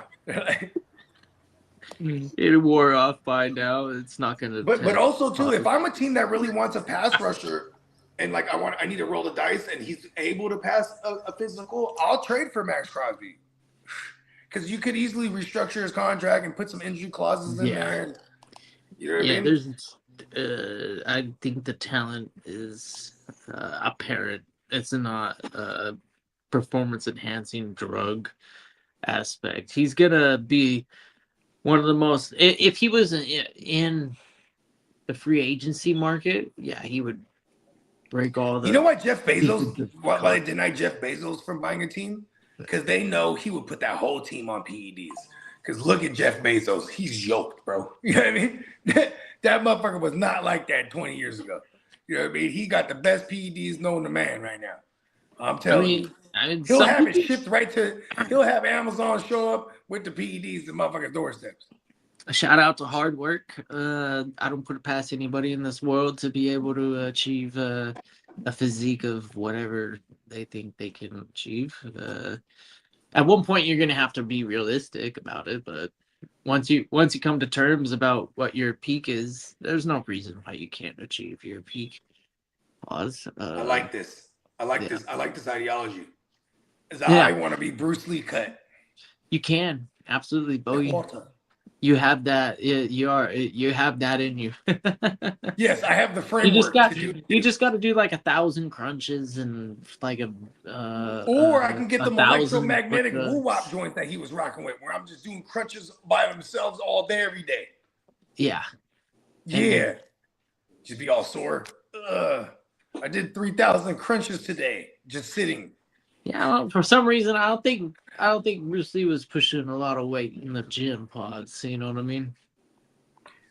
He might have been able to kick ass, but I don't think that motherfucker was repping any weight. Yeah, I think he focused more on speed. But he definitely, I mean, if anyone buys into it, that 1-inch punch, you know what I mean? He definitely knew how to create some inertia here. You know what I mean? I mean, what's the formula? Force is mass times acceleration, whatever. So size does matter. But since he had so much speed, you know, the acceleration part, he was able to deliver a lot of force for his size. And I will say, force without being bracing for that impact, that hits harder too. So like, because he was so fast, they motherfuckers wouldn't know it's coming. Whoop! You know what I mean? And like actually placing the bottom of your foot in the guy's jaw means a lot too. That hurts a lot. Yeah, actually being pinpoint accurate with your strikes. like Bruce Lee you ever been like I've never been axe kicked in the shoulder, but I would imagine that would fuck you up, right? Someone axe kicks you in the neck. I'm talking about they scissor kick upwards and come down crashing with the the back of their calf right on your neck. Like that shit's crazy. Yeah, I'm sure it doesn't good at all. Yeah, and apparently he's taking skills to the rooftop fights in China back in the day. You ever went down that rabbit hole? And so is he like the what do they call that in France and Canada? The parkour? Well, no. I'm talking about they had the mob would have rooftop fights and they would bet on this shit.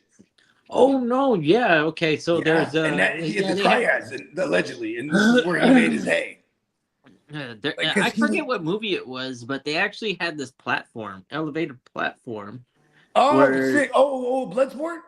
No, way up in the air, and it was for Chinese kung fu, and it would be it would be like the neighborhood gangs. They would all meet up in the town hall, and they would have this fucking basically like boxing ring up in the air, So and yeah, it was like, okay, try and fucking like kick your opponent off of this thing so they can die. Yeah. Oh, that's sick. So they look at this. So like the triads, right? They had all the kung fu schools, and then they would have tournaments against other kung fu schools. But here's the thing: it shit is rigged as fuck because it's the mob. So like the karate schools, some of these fighters would show up there because they know these fights ain't rigged. You know what I mean? Like, because, you know, if you didn't take a dive, you're not going to die type of shit. But then, so a lot of them, and if they weren't going to the karate. What up, Albert? What up, Albert? So if they didn't do the karate joints, they would go to the rooftops because this is where the triads was. They were taking the best fighters and they was putting money on these motherfuckers. And like Bruce Lee, he was born and raised into like the opera scene. Like, because opera back then, you know, it had all the kung fu shit. So they were trained in all martial arts, but then he was into the acting field, you know what I mean? So then like he had to make his hay, bro, because he was like earn his stripes, because they're thinking he's just like this fucking, you know, nepotism kid, and he went in there whooping some ass for real. And there's stories of him getting rocked up too. There's an old dude, right? There's an old dude. They said this dude would sit on a chair and just one finger everybody pause. So you try to come at him with a strike, with his finger, bro. Big pause. And you know what I'm talking about, Peacock? Well, we know I do, but that's a big pause.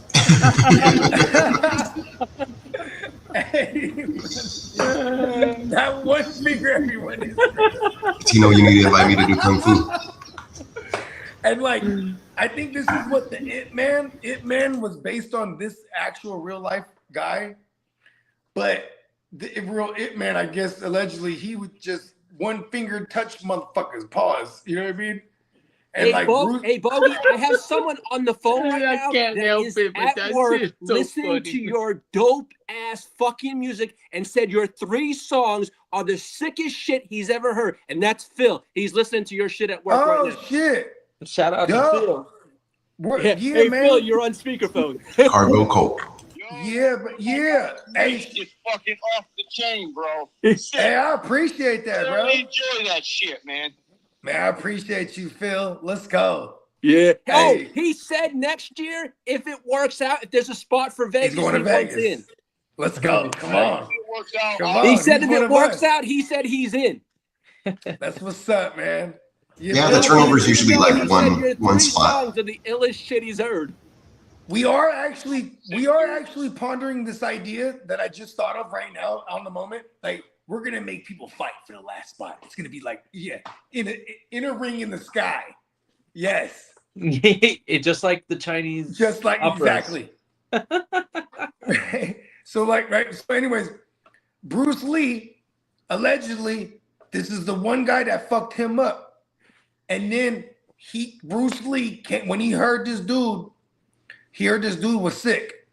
And then he said, okay, it's my time to challenge him, right? Again. And now this guy's all old and sick. And he fucked up Bruce Lee again with the same one. And when this guy died, Bruce Lee showed up, when he was dying, he showed up to his deathbed and he cried because, you know, he's like, this guy, like, he wanted to learn from this guy.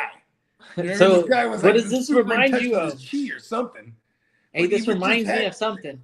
And Yeah, they might. somebody could look it up. This is Hey, it's a whole cool ass little rabbit hole. What's the old man in Street Fighter's name? Starts with a G, I think. Gen.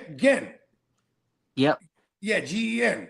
Yeah. And him and Lou, right? Or what's Bruce Lee's name in Street Fighter? Fei Long. Fei Long. Oh yeah, that was it. Okay. Yeah. So Fei Long and I was homie Mortal Jin, Kombating over here. right? They Right? were iterations attached. of Bruce Lee everywhere. Liu Kang, In Fei the Long. storyline, those wasn't Jin like Fei Long's master? Yeah. Yeah. So that's where Street Fighter got that storyline, bro. That's a fact. Like that was their version of like Paimea for real. Like shout out to Street Fighter. Is that movie gonna be good or what? I mean, I'm gonna watch it. They're gonna fan service a lot, I would imagine. Yeah, that's what I like. And they're gonna have celebrity driven. Like for example, what's the guy Lobo? Blanca? Blanca, right? Yeah, he's Blanca. Yeah. Like Cody Rhodes is fucking Guile. Yeah, I don't like that. Roman Reigns is Akuma, which I think is kind of badass. If Cody Rhodes can actually have Guile's Bro, I totally like. Okay, I used to wear like big paws, ball chains. I hope they don't make it like the old movie. Because I just want the like a 90s Kuma movie looking remake. You know what I mean? want a video game movie. Ball chains is crazy. You know, the Akuma joint sounds better, huh? Yeah, that shit is Akuma fresh, is bro. the Demon Rage, right? He is of the Dark Hado. So you know how there's He's got the best there's the special Hado. in the Hold game. on, let me get real nerdy real quick. There's the Hado, right? Then there's the Dark Hado. Yeah, and Ryu, he's constantly fighting. It's funny because it's kind of like Star Wars-esque. He's fighting the Dark Hado within him. That's why you have the evil Ryu too. You know what I mean? Oh, the evil Ryu is pretty good, but he's not hella as strong as Akuma. Yeah, but you know what's crazy about the evil Ryu character? Whenever you use him, especially in Capcom vs SNK, right? SNK 2, they do it to where he's hella strong, but he doesn't know how to use damaged hella crazy because he's You know why Akuma's better, right? Because he's a master. So he's already good at everything. He is of the Dark Hado. Yeah, and whereas the Dark Ryu, he killed Ryu and got Ken's that master. super strong fireball, and then the inaccurate because it's slow to execute, like the full half circle. It's really all of his other attacks are too bulky or clunky or whatever you want to call them. They're too slow. Well, here's the thing, bro. I would kind of disagree because I would jump out the air, throw a slow fireball, so the slow fireball's coming can down, do that. crashing on him. Then I'm hitting him with a combo, and his helicopter kick, you could juggle. So when you pop him up, then you hit him with the Shoryuken. You know what I mean? It's like immediate combination. You're talking about Akuma gameplay. Akuma is one of my favorites. I don't use Akuma on purpose because I hate Akuma users because everyone uses Akuma he seems exactly too the same. overpowered, right? He's too OP. He's overpowered. Listen, it's he has. You get way more he's all respect when you offense. kick somebody's ass with guile, right? Like if Yeah. you know how to use guile That's hella appropriately, frustrating you're when like, someone's oh good wow, guile. you're fucking like actually good at this. I game. hate guile violence, bro. Yeah, I'm 'Cause not they're good boring. with guile. They're boring. But if you're timing these strikes, it's pretty freaking wicked. Like I'm a Ken Masters pilot. I mean, that's easy. I'm though. all on offense. That's And Street then- Fighter on easy mode. Then I love But the Kid non-throwers. Masters in your Like Kid I'm Masters a Blanca. is pretty I'm a OP. Zangief. I'm a motherfucking M Bison. I'm Now- a E Honda. I love the non-throwers. I'm a Chung Li. Oh, You know what I mean? okay. Like, yeah, but and when it comes to like the fireball throwers and shit, I fuck with Ken Masters, bro. Otherwise, I like Sakura, I like Cammy, I like all the non-throwers because like you gotta attack. You know what I mean? I feel like when you're fucking with the fireball throwers, that leaves them vulnerable when they throw a fireball. You know what I mean? Like if I'm Cammy, I'm cannon spiking right through that shit every time. You know what I mean? I love Vega, like but Vega, he's hella weak. You know what I mean? That's why I'm not really the biggest Vega fan, but he's fast. But then there's Bison. He's fast and strong. You know what I mean? And when you can teleport, you know who I really fuck with? And even though he throws fireballs, I fuck with Dawson hella tough too. Because Dawson is frustrating. Like, you know what I mean? Like you can keep everyone at bay. And then you can even just teleport right behind him. Y'all gotta start pounding him in the head, dome. You heard? And then there's Dan, right? Hey, Dan's hella frustrating too. If you play a Dan, someone who play, because Dan can juggle. But if he's you so play someone trash. who's hella good with Dan, it's hella frustrating. He's like the worst version of all of like the Ken and Ryu. Yeah, models. Goes like this. Yeah, they only goes like but right that's why I like in front of him. Sakura. Because Sakura, she got that slide. She got the slide kick from jump in the air and the slide down kick. Open up combos. Cha cha cha cha. Yeah, hey, Sakura was pretty good. I don't think Dan was worth any worth like any of my quarters. Oh, you know who's playing Dan? Do you fuck with Andrew Schultz, the comedian? Schultz? Yeah, No. bro. He's like a half Jewish, like Irish comedian. Hella funny. Okay. I'm not familiar, I don't think. Well, anyways, he's playing Dan because Dan is kind of like a smart remarking, like, like he's. Wait, they put Dan in the movie? For real? Yeah. Dan is in the movie, bro. Hey. Yeah, it's that Andrew Schultz guy. Is Fade Long in the movie? Oh shit! I don't know. I mean, why would you? Put You Dan have in to the have movie, Fade Long first of because you all? need all of China to go to the theaters, Oh bro. man, dude, fucking stupid, dude. Dan is the worst character, and I guess that maybe they did that to troll. Bro. Maybe they did that He's to the troll only. character. Hey, he's the or, only like, guy that stuff wears like the that. undershirt with his gi, huh? I mean, he's pretty pathetic. At No, everybody the that whole, rocks like the he gi loses is everything. naked under that motherfucker, except for him. He got the undershirt and boxers and shit. I mean, if you were doing any of the Street Fighter Alpha series where he was like popular, he was the first character you were like kicking ass against. Like you wouldn't even get hit by. But his character was all about talking shit. Like, remember one of his supers? He would roll and then get up and he wore a pink roll, gi, right? Like he was just talking shit. It wasn't even hurting you. Gi. I mean, is that what they call it? A gi? You know the gi. Yeah, he wore an undershirt. A pink gi with the white with undershirt. an undershirt. I mean, like, dude, gotta be kidding Hey, come me. on, he was flossing, dog. He's like the flamingo is stunting, bro. Hey, that motherfucker is getting his ass kicked against the whole lobby. The whole rogues gallery is fucking him up. Yeah. Hey, you know who's the baddest to me, bro? Sagat. Oh, well, he has he's canon, he's the boss. He's the first boss. I think they're making him the boss in this one, are they? No, Sagat. Yeah, the other guy.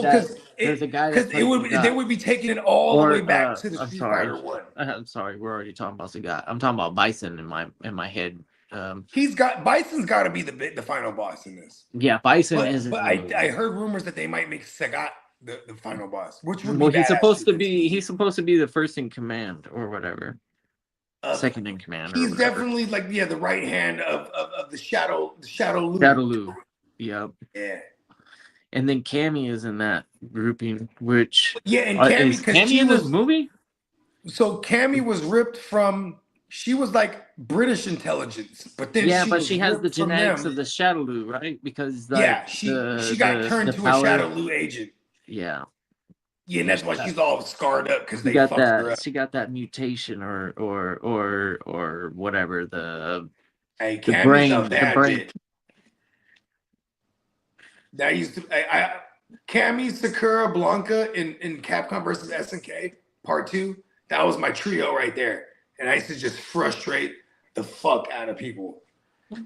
And in that game, they made the girls like Cammy and Sakura. They made them hella tiny. You know what I mean? Like they were fast. This game was dope because they took the skins from different iterations. So like the alpha iterations of Cammy and Sakura, they use those ones, and they used the alpha iteration for Saget, so he's like hella yoked and shit. You know what I mean? That Blanca's was my hella favorite yoked. arcade game. I like the alphas. Alpha 2, Alpha 3. Yeah. Those are super fun games. Shout out to Deb. I was watching Stay Tuned Live, I think it was like last week, and they were talking about Street Fighter Alpha 2 specifically. And like how it was a game changer. Because like you could select. You could do the shadow combos. Fight. You could do A-isms, V-ism, or well, that was Capcom versus SNK Part 2. In Alpha 2, Alpha 2 did the same thing. Well, you had the 2 bars. And then if you press when you're filled up, if you press the 2 fierces together, then it would activate, right? And then you can press the button and it like hit hella times. So like you kick a fierce and be like da da da da da da. You know what I mean? And you could run combos and all the way until your meter runs down. Like it starts a timer when you hit the 2 fierces. That shit was hella tight. Because you could 3 they gave you the shadows, doubles. Right? In Alpha 3, you remember when they the V-ism when you selected that's in Alpha V-ism? 3, yes. And then they gave you the shadow character. Air block. So like when you activated it, it'd be like, okay, pose, stop the game, whatever. And then you would do all the regular moves. While you throw a fireball, throws like 6 fireballs. Yeah, usually they're stunned, right? When you pull this off. Yep. And then you're able to like basically fuck their ass up, bro. Pause. Yeah, like you're like quadrupling all the hits, all of those combos apply. And you're shadowed. So it's like you're shadowed. It's such a I don't know how to explain it, but when you're on an arcade, which we have in the background, shout out to Peacock, awesome design. When you're looking at the stand-up platform on that screen or whatever, dude, it's just it was something else. That shit was a spectacle. You ever be in the arcade back in the day? And they got the big screen machine where it's like the controllers, the joysticks are a little bit separate. And then they have better graphics card. That's why it looks so good. Right. That's how it worked. So and they needed the big console. It was a giant console. Well, the arcade machine had a better because it had a dedicated graphics card and a whole. Yeah, they were 32 bits back in the days. Yeah. And the CRT was the shit. The CRT isn't a terrible projection, you know. 64? It was just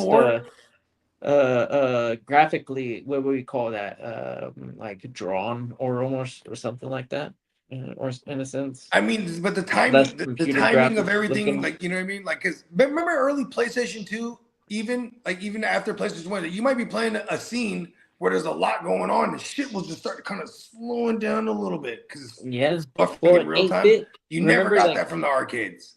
I guess in those days, like 8-bit and 16-bit era, you know what the thing is the pixels are so large. So per dot, like there's so much color per dot, so it looks like the way it does. You can't really blend colors together or get creative with curves.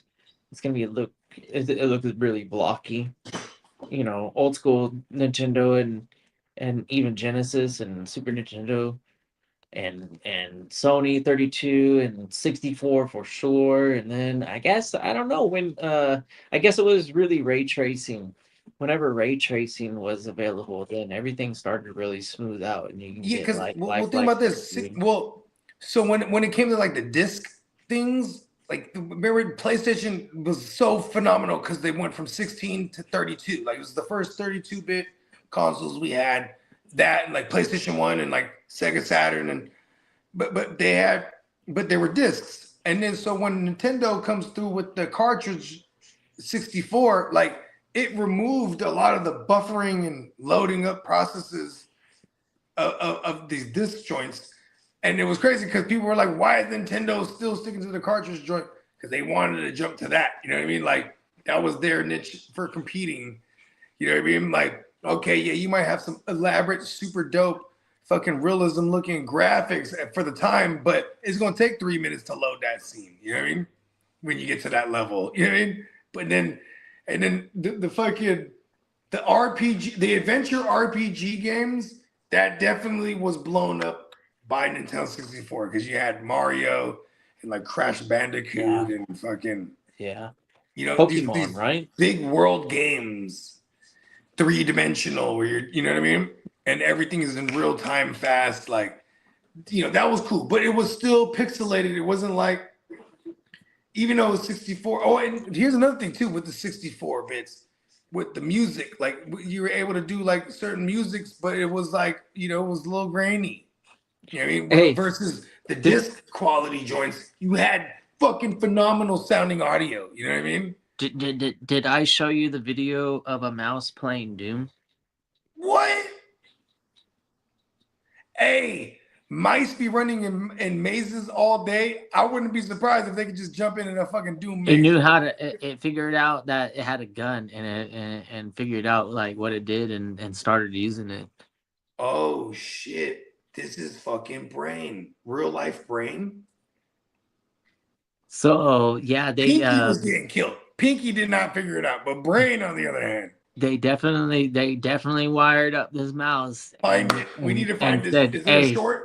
Is there a YouTube short on let's this? train it to play Doom. If anybody's not unaware what Doom is, it's the first person shooter ever. Yes, that and like what Quake. Quake was next. Yeah, same developer, same stuff.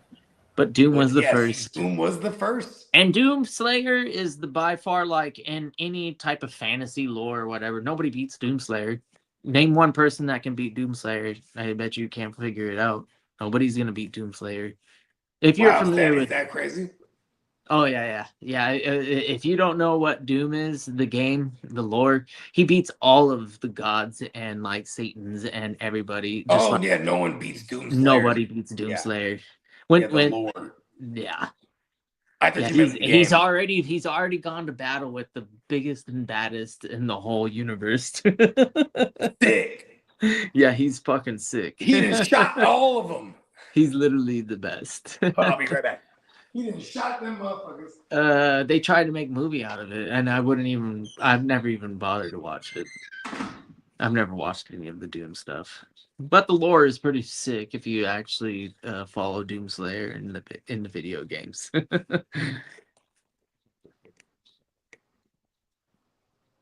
Yeah. So, yeah, the movies aren't that great. Yeah, I don't pay attention to him. It just looked really. I mean, that's usually how it is with video game treatment. Nobody took it seriously for a long, long time. Shout out to. I actually liked the Mario Brother movie, the original one. That one was actually fun for me, but I was so young. It was built for me. Those days were when I was a kid, and then I don't know what other video game movie was really cool. I think Halo could actually make some good movies if they really tried. Halo would be actually pretty cool.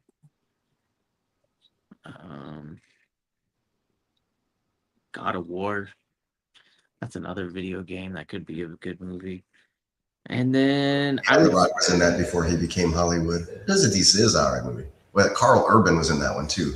He becomes like the main Doom Slayer character, which kind of fits the facial profile, the way he looks, and a little bit in the video game.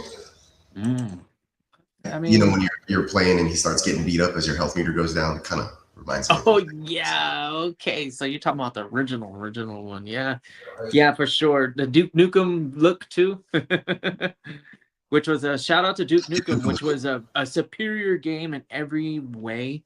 And it wasn't. You didn't have to wait too long to experience Duke Nukem 3D after Doom came out. It was Duke Nukem 3D was just like not even a year later. I forget how many floppy disks you had to do before you can install this game. That's how old this stuff is. It's like actual floppy disks. Shout out to pre-Windows 95 stuff. This is the pioneers of video gaming, really. PC video game with mouse and keyboard. Everything else was a controller, joystick. The ColecoVision, and then ColecoVision, however you want to pronounce it, and then there was a Commodore. Commodore had a keyboard, but whenever you needed the keyboard, it was because it was like a command prompt game. So you'd be playing like Jeopardy, Wheel of Fortune, or some shit like that. Yeah, old school home gaming, man, which I was actually a part of, to be honest. When I was a young kid, all that stuff was still somewhat relevant. Crazy, right? Hey, I'm playing Fortnite builds, yo. I'm built from the I come from the dirt, dude, when it comes to video games. Yeah. Yeah. I mean, Bro, I'll play the new shit. Hey, look at this, bro. When it comes to video games, we go down to the grimy laundromats, the corner stores, the motherfucking comic book stores, the nickel cities, the golf lands, the motherfucking local Nickel arcades. Back in the City. days when I was a kid. 5 Cent Wonderland. Yep. Bro, Wonderland, you guys had a Wonderland too? Yeah. We had 5 Cent Wonderland. That was and it was all Midway, right? Midway joints? No, it had everything. That was the cool really? thing about Okay. it. Mine was we had a Wonderland. Mine felt like the actual like best arcade in the world potentially. Bro, okay. Look, you know what's so cool Hey, about you know who actually had the best arcade in the world for a bit? Before the Mall of America had their arcade. Shout out to Mall of America. They had a had a fucking in Minnesota. I've been there actually. Crazy. But Disneyland. Over at the bro. Starcade, and then Space Mountain. Yeah. So It's they right had the there where the whole Star like Wars top area deck of is. Space Mountain, and then they had the Starcade on the bottom, and then And like they you had could Mortal literally go to Kombat and all the Disneyland, shit pay there, money to bro. go to Disneyland, and end up, if you were a nerd, be like, nah, I'm going to the arcade, and then just spend your that's a whole day fact. there, bro. They had so many good games. It's crazy. Bro, that arcade was hella sick. It was sick. Yes. Hey, look at this, bro. Look at this, bro. Even growing up, my family, we're Filipinos, so we're going to fucking Reno and Tahoe and Vegas and motherfuckers. When I was a kid, I can't wait to go to casino because there's gonna be a sick arcade. You know what I mean? Yep. And like they're just gonna give me some money, and then like, and as a kid, and when you're good at games too, bro, like, oh, they're gonna give me $20, bro. I'm paying like $5 for like 8 hours. You know what I mean? Just pocketing that money. Like that's a lot of nickels. $20, bro. Right. Such like that. We're that's in there a lot for of hours. weight. They gave you that like not like the mini bucket, you know, of and you just They kind give of you like the tall haul cup. it around everywhere. You're like in heaven. You got all this actual weight. You feel like you got like a bucket of gold. You're like Right. going up It to ain't any token. machine you wanted with confidence. Nickels are You're like, heavy. I want to play this bitch. Hey, you know when we was kids, bro, we used to take. Hey, look at this, bro. We used to take hammers, right? Take a hammer and you take a nickel yeah, you hit it and you hard smash enough. it. Boom! And because you could squash it to the size of a quarter, Oh, and the machines That's would wild. read it. The quarter machines would read it as a So, quarter. hey, there's another trick that you could do for a little while. You could hit the coin in there so fast that it would register that it got a coin in there. Yeah. But it also bypasses the going to the bucket. It'll just go straight to the slot. They used to call that fishing. They used to call that Shove fishing. that thing in there real quick. Pause. Bro, fools It would used just to tape. come right back out. And it would be slick. You tape a fucking. This is some real next level shit here. when we were Yes. kids. You would tape You a got to fishing figure out line. your machines after a little while. Yeah, You get familiar bro, with them. literally, you tape a Pause. fishing line to the coin, put it in the machine, and clink, clink, clink, clink, just pull it back and forth. That motherfucker, clink, clink, clink, clink, clink. He's reading it. Yup, you can use the same quarter over and over and over. Over and over again. Hey, you know what I actually have the most experience where I got a lot of experience from was from the boys and girls clubs and YMCA's.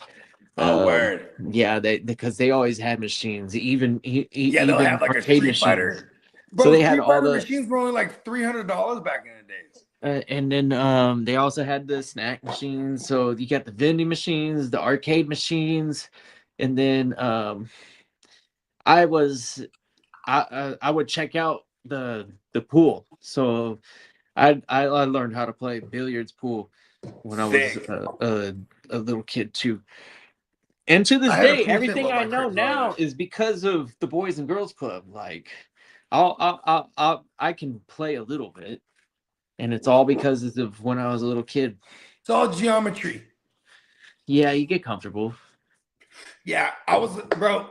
But you know what? For me, everything and everything, anything and everything in my life is always repetition. And like growing up, I had a pool table all the way up to the age like 14. So until the age of 14, I was playing every day. The homies would come through. Even the homies was good. We just played every day. We'd have tournaments and shit, and a little whiteboard with little fucking slots. And then we would just fuck shit up playing 9-ball, playing 8-ball, playing cutthroat. Cutthroat was the shit. We were playing cutthroat in Vegas a couple years ago. Where cutthroat is where you know it says so you can play cutthroat with up to 5 people. Because then there's 15 balls. So if you're playing 5, you have 3 balls. Pause. You have to protect your balls. You know what I mean? So you're knocking in everyone, and when it's your turn, you shooting everybody else's shit. And cutthroat is dope. There's no rules, so you can combine. You can just be sloppy, hit everything, and just hope the balls that go in is not yours. But it's the last man standing. You know what I mean? And cutthroat's dope because you get to a point where, say you're down to the last 2 people, you have to remember the last person that got you out. So if there's an existing player that knocked out your last ball, if he scratches, your ball comes back out and you're back in the game. It's pretty cool. Cutthroat is dope. I've never played that game. I'd have to maybe you know what?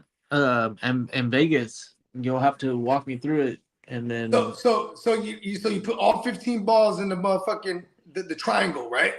And then so if I'm the 1, so I'm 1, and then I'm 3, or I'm 1, 4, and 10, and then so forth. So so you're positioned. You know what I mean? It sucks being the 1 because you're right there in the front. You know what I mean? But that's if you're playing, and that's if you're playing 5 people. If you're playing 3 people, everybody has 5 balls you got to protect. You know what I mean? And then, so just boom, someone breaks it, and it's always an advantage breaking because like if you're good, you can start just peeling fools off. You know what I mean? Well, granted, you got to sink someone when you break it, so you can continue, right? And then the moment you miss, nothing, the next person's up, and they just start knocking fools down. But if you knock someone's ball out, if you scratch, any moment you scratch, the last person you knocked out, their ball comes out. You know what I mean? oh shit, yeah, we gotta. You're gonna have to walk me through this one. This one's way more involved. It's dope. It's dope because then we would always do like winner take all pots. You know what I mean? So it'd be like it's like you almost want to play snooker in a sense where like defensive billiards. Have you ever seen triangle? Triangle. So it's Russian pool, but these tables are fat as fuck. Oh, okay. Well, yeah, I've seen. And the holes are smaller and the balls are bigger. Pause. So the precision is crazy. Like so now those triangle players, when they come to America or anywhere else in the world, they kill shit because it's like the game is super like slower to them. You know what I mean? The pockets are bigger and the balls are smaller, so they just peeling shit off. They're like the current best. Then there's this guy from the Philippines. You know what I'm talking about? Oh Efren? yeah, Evren. Yeah. Yeah, he's like he's Efren Reyes. It's him and this other Russian guy. They're the Reyes. best in the world. Efren Reyes, and then they called him the magician. The Russian guy? No, Efren. Oh yeah. Okay, I can see that. That's a cool nickname. Yeah, he's making the balls disappear. Pause. No, yeah, he bank shots and all of the. Oh yeah, he's doing magical shit. Right. He's doing geometry, bro. That's really all it is. The right,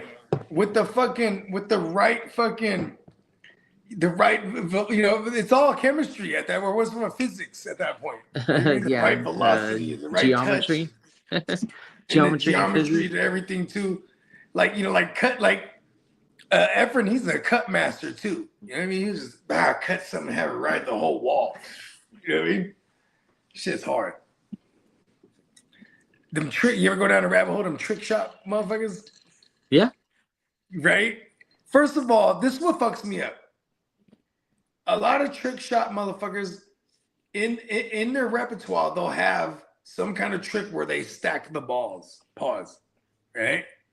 Then they'll like jump a ball and hit the top one only or something, do something crazy like that. But it always fucked me up like, how the fuck do they stack those balls, bro? Pause. Like that in itself is magic to me. You know what I mean? Yeah, 100%. I mean, stacking those more than two even. Like they'll stack three. Like I mean, when you think about it, right? It's usually a rich man's game to have a super nice table and the whole bit, and then so all your life you're handling the weights of these balls. Pause. Well, to me, it's more important for the table to be perfectly flat. So if so these tables, there's a contractor going in there and he's doing all the leveling that is required to make that table, we'll call it true, to make it as true as possible. And when you take two, I mean, you could do it. You ever try and balance a ball on a bat? Pause. No. You can do it for a while. I mean, you can just eventually you'll be like, oh, okay, and then it'll hold it. That's some kung fu shit. That's like I put the bat out. It's a kid with passion and all the time in the world to get better at it. I mean, that is kind of crazy if you think about it. Like okay, one of my cousins, he's good at golf. He's my older cousin, but back in the days, he used to grab. He have the golf club. And then scoop up the ball and just bloop, bloop, bloop, bloop. And the ball. And I used to think that was so amazing because I'm like, yo, the surface level, the surface to bounce it off is so minimal. And even just scoop it up. Like, I mean, I can get scooping it, right? But, it always amazed me. It's just, like I said, it's about having the desire to get better at doing something monotonous, like trying to balance something and There's a kid, and he's not a kid now. He's probably like in his 50s now, right? I'd rather now, if I'm gonna play golf, I'm gonna hit balls. I'm not gonna sit there and try and like balance it on a club face. When you're a kid, you get bored of hitting the ball 100 times. There's a story over and over. Like, okay, the real name of this guy. I don't know if his real name is out there, but there's this kid. He's like 50. He's like 50 something now, but grew up in Vegas, and his mom got him a fucking craps table, like a replica one at the house. And every day, this motherfucker was just shooting the dice, bro, bouncing it off the wall, holding the dice in certain positions and getting certain numbers. Like he practiced for years on end. Then he got to being old enough to go play, and he started killing shit. And this guy's one of those blacklisted guys, like the infamous Vegas Black Book. You know what I mean? Wow. Yeah, but this kid, and like I said, I don't know if it's his real name out there. People can look this up though. This kid was so fucking good. Just 7, 7, 7. Oh, I need this number 8. Or fucking backdoor little Joe. Whatever the fuck. He just he practiced his throw, hitting on a specific part of the wall every time. It's just uncanny. And you know what I mean? Like it took imagine how many he probably had millions of throws. Like, you know what I mean? Like, as far as repetition went, you know what I mean? Like, in his lifetime. You know, like, you ever see the bias gamblers? They call them advantage players. So, like, because anything man-made, there's going to be some biases, specifically with things that have machinery, like roulette, right? So, like, roulette, there was this one guy, right? He figured out, if I go to these roulette tables, and I count 30,000 revolutions, and I document all the different numbers I hit, I'm going to find biases on every wheel on what numbers hit more often than not. Yeah. Right? And this guy, he taught his whole family, and they were from Spain. They started killing shit, going casino to casino all over the fucking Europe. Then they got getting banned everywhere, right? Because they're not doing anything illegal. But they would be in there counting the revolutions, taking the notes. Then after whatever 2 weeks of documenting shit, they go play. And then they'd be like, yo, ban these fuckers. Then these fools went to Vegas. And then he realized when that family went to Vegas, they realized how much these casinos worldwide communicate. Because once he walked in there, he started winning. Like he's like up a couple 100,000. They're like, they pulled him in the office, showed him pictures of him and his family. Like, listen, you guys are out of here. You know what I mean? And all they was doing was finding the biases, sitting there doing the fucking numbers. You know, because physically these machines. These wheels specifically, you know, they get warped and they get this, that, and the third. You know what I mean? So there's gonna be certain biases on certain wheels, but as an engineer, he figured 30,000 reps is the key. So just doing those reps was work. You know what I mean? Sitting there, and there's nothing against the law of being in a casino holding a notebook. You know what I mean? Just sitting there. Tino's here to burst your bubble. He says they changed the wheels. Oh, that's what they did? He says he plays hella craps. Everyone thinks they can throw dice like that and have yet to seen it happen. Well, you got to look at somebody ask AI. There's a story about this guy. Phenomenal with the dice. You know, they also have the Chevy Chase version, right? Where it's like flip a coin and 52 card pickup and war. And that thing was a weasel, huh? And that dealer, hey, every casino he went to, that fool was working there. Why not go to another table? It's like he beat him at the war. Principle. Weren't they doing paper, scissors, and rock at one point? Yeah, that was crazy. Oh, guess the number. That is the best fucking vacation movie in my opinion. What number am I thinking of? 4. Wrong. No. Which number? He's like, how many fingers do I have on my back? Yeah. No. Exactly. That actor's hella funny. He's the little weasel guy. He plays that role so well. Yeah. He's like he reminds me of like a little friar.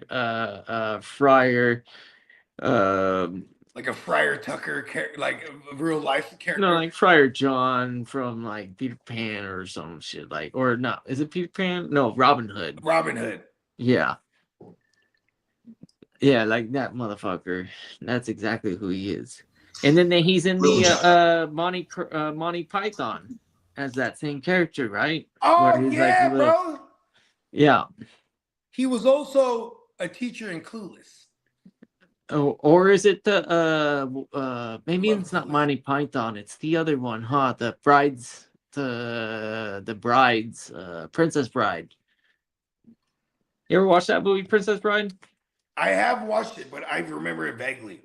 I'm like Princess Bride, a wedding English. and a funeral, 4 weddings and a funeral. Like all those, that whole cast was like in the hell of shit during those. It was that Spaniard that was trying to get with the princess, but yeah, the Princess Bride. Yeah, or whatever. It was Count. They did some parodies on that movie too, didn't they? I mean, it's a pretty well-known movie. I wish I could. I'm terrible with movies and knowing the names of characters and all that stuff. When did movies suck? When? Like what happened to movies? Are movies still good? I'm so excited to go watch The Odyssey still, but it's been sold out for. It's like that's why I haven't seen it. My daughter watched it. She said it was fucking incredible. I need to go watch it in the 70 millimeter IMAX though. Only, yeah, where you laid up like this. The big ass fucking the 120 foot screen. Like on the ceiling even? Not the dome theater, but there? It's like the one where you get in there and all of a sudden the room gets bigger. Yeah.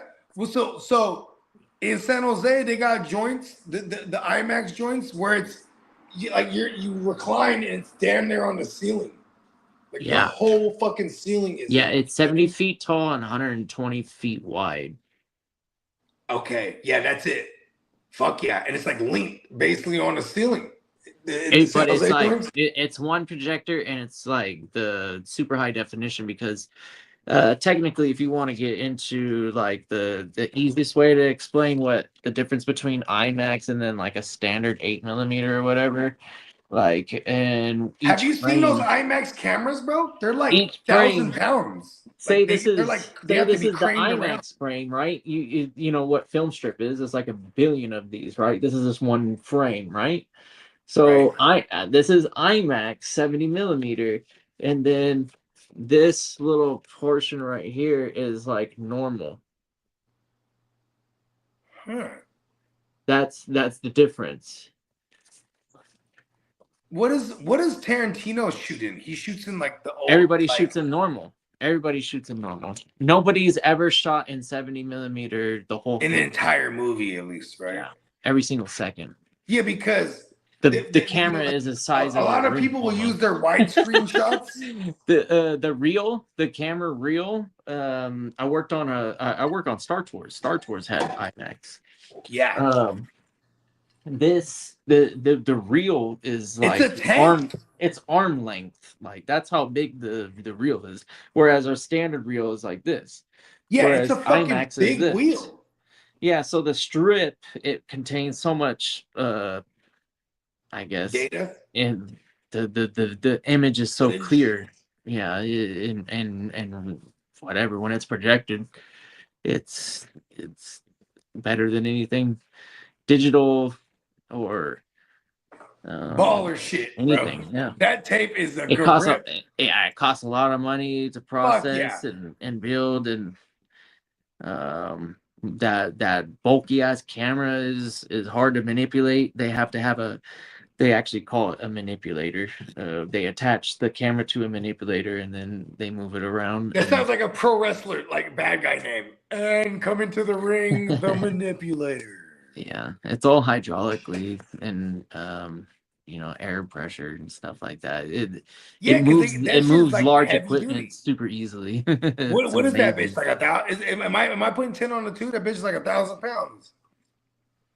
I don't know. I saw because I saw behind the scenes footage of them shooting Oasis or Odyssey. I mean, yeah, they're shooting Odyssey, and like that bitch was fucking huge. The camera, right? Yeah, it was fucking huge, and like dude was all like the up sitting close, on it. all the up close shots, all like every single like just any shot in that movie was off that type of camera. That type of camera, yeah. Yeah, which usually it's only reserved for like nature films or specific or like a lot of times they'll use like when they do widescreen battle scenes, then they would bust those out. You know what I mean? Like specific. Yeah, like Inception had he did a lot of the fucking use this camera in a lot of those big wide scenes. You know what I mean? Yeah, I need to watch that. Inglourious Bastards. I always just not Inglourious Bastards. Kill Bill. In Kill Bill, he used a lot of the widescreen shots with those cameras. And that was like, it was like a big deal because Tarantino, that was like one of his only films where and like I think that the Hateful Eight, they used some of those cameras for a lot of those widescreen shots. You know what I mean? But also because it's not practical, costs a lot of money. But when you know what I mean? But they overheat. The equipment overheats. There's a lot of reliability issues to it. But now, because it's not a new technology, it's like 50 years old that they've had 7mm now. But they're the technology and the way that they are maneuvering scenes, I guess, to make it where the camera can get great angles and make it appropriate for really up close scenes, which the IMAX was never known to really excel at. It's always been more of a landscape, like a big wide shot type of deal. Yeah, I'm gonna put in this whole fucking picture of the Amazon shit. For you. You can I would imagine it was easier to CG shit with that in the early days because you have this wider scope to utilize. You know what I mean? Versus like old CG where they're literally splicing shit in. You know green screen stuff? Yeah, green screen was pretty poor. It was pretty poor. But then there was like in the 90s. So my mom, she worked for a company called Silicon Graphics. And their technology or what chips or whatever graphic cards, whatever the fuck it is, what I'm looking for.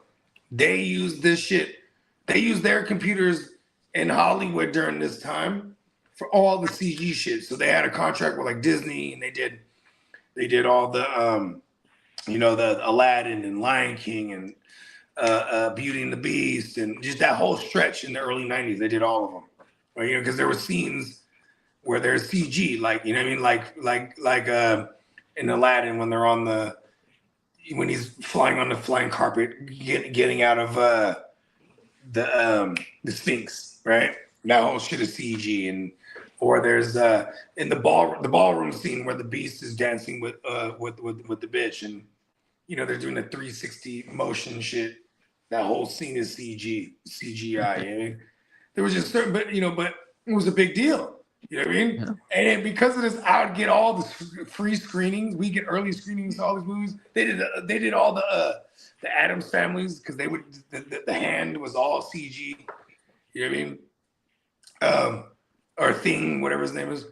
But the biggest one was the Star Wars, the Phantom Menace.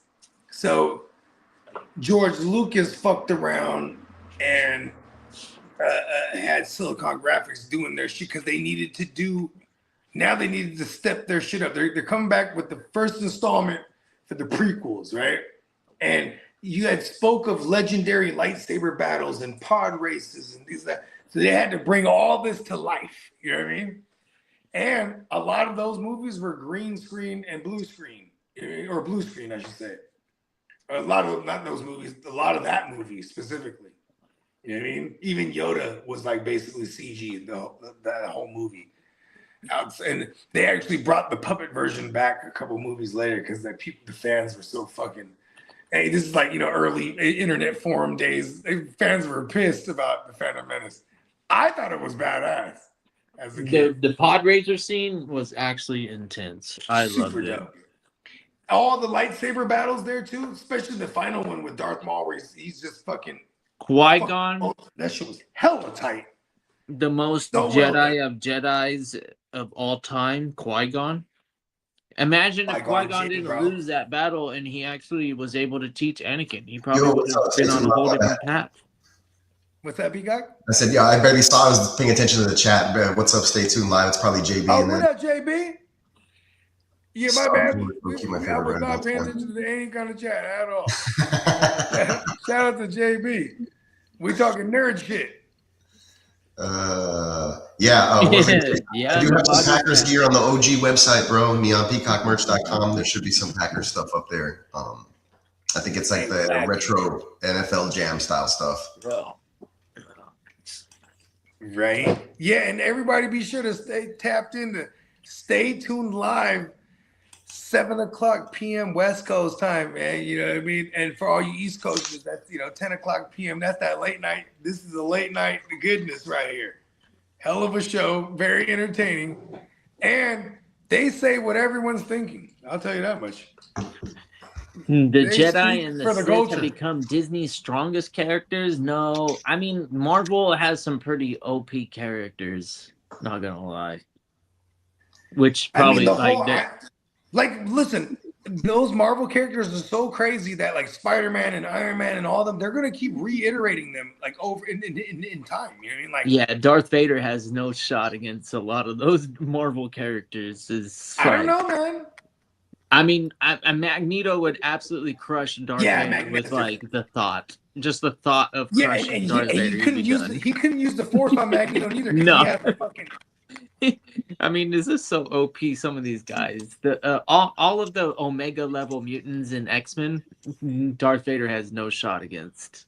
I mean, even Iceman's an Omega level. Like he can just freeze the world. Silver Surfer is gonna absolutely destroy Darth Vader. There you go, JB. I just put the link for the Pack Jam shirt right there. Sick. Pack Jam, love and reader on that one. Love one of the Matrix. I'll click right back. Oh, Matrix. The Pack Jam. Yeah, when I remember when the Phantom Menace came out, I went to get the soundtrack and I bought it, and then I'm looking and I'm listening to it, and then at the end it's like spoiler alert, like it's like Qui-Gon Jinn's death. That's like the name of the track. Dude, yeah. Yeah, I mean, shout out to John Williams. John Williams is a great composer. I love John Williams. He's got some great music. And so that Star ruined it for me, but it's all good. We still went to the theaters and saw the movie. It was really great times. Me and the Drizzle. I went with the Drizzle actually. Star Wars music, man. It's iconic. Late 90s, 99, I think was the year. They owned the Spider-Man movie. That movie was really good. I haven't watched it. The only Spider-Man that I'm really actually familiar with is the Tobey Maguire one. That's my son's favorite Spider-Man. Yeah. I really don't know much. I take that back. I did watch the Miles Morales, the cartoon one. Oh, that one's good. I did not fall asleep on that one.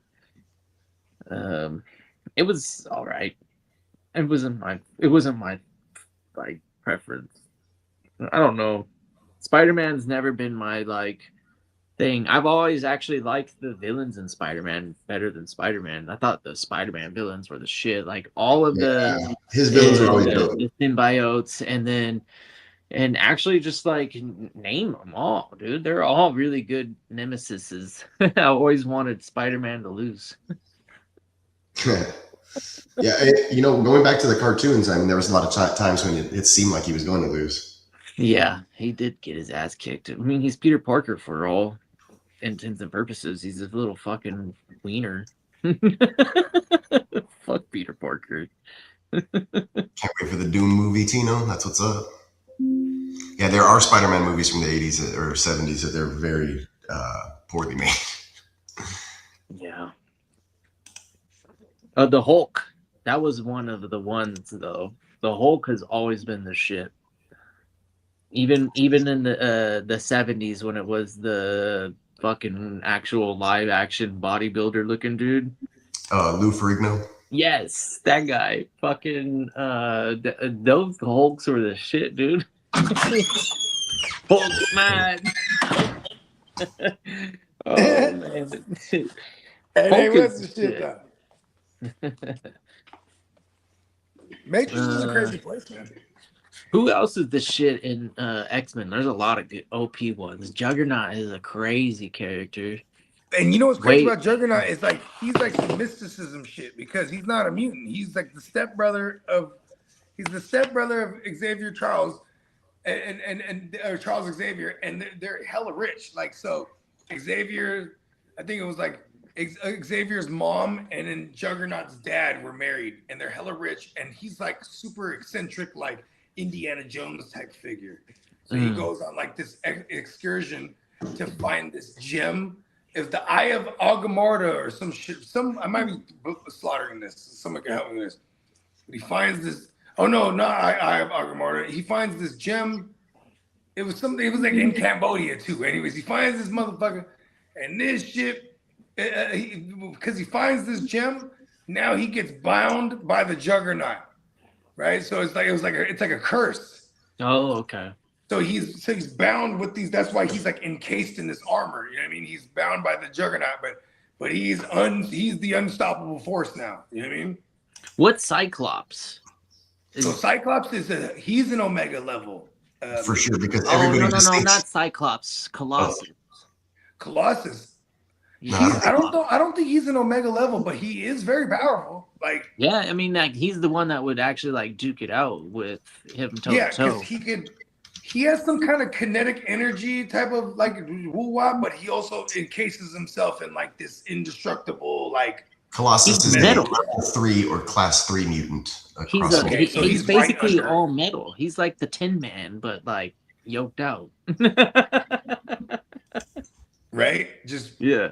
Hey, look, he's hella hey, that'd be kind of tight though, you know what I mean? You just like what did the Tin Man mean? His heart? High physical power, non-omega, non-alpha tier abilities, significant combat capability. Hey, and he's durable. Marvel versus Capcom though, that's my favorite assistance. Yeah. Boom. Yeah, he just that motherfucker just comes in just like yeah, he just comes through every time you can't even block it. Yeah, he just jump with the shoulder. I know exactly what you're talking about. Stronger than Juggernaut. That's a good one.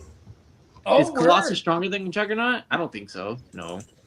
Juggernaut is like not. Juggernaut's not a mutant though. See, that's the thing. Yeah, Juggernaut is not a mutant. He's a regular Yeah, human he's just who a gains human powers that's from the cursed with Crimson this Gem fucking of Juggernaut. Sitarak. Yeah, there it is. Juggernaut Yes, can lift a that's building 100 out of its points. foundation. That's It's pretty right. fucking wild. Like He Juggernaut's said- no joke. Oh, he nailed that shit, man. Okay, hold on. Gambit, I think, can get to Omega level too. Because Gambit can control all kinetic energy. So imagine this. At one point, he can imagine being able to charge the entire world as it kinetically moves through the galaxy. You know what I mean? Like he can destroy the whole world. That's what makes you an Omega level. That you're so powerful that you can destroy the whole world. Or defy the Maybe laws I'm- of this is my physics. opinion. I'm pretty sure it's like defying the laws of physics in some sense. Technically, Gambit is not Omega level. No, I wouldn't say so. Really? No, because He has potential. Yeah, it's kinetic, right? Well, because also Sinister, He's an alpha level Mr. mutant. Sinister put like a blocker in his brain at one point. to You know prevent what him his from getting to superpower his is? maximum Is actually being able to withstand the touch of Rogue. No, but see, he's just a gambler. Hey, Hey, but we could use a condom, baby. Moshari.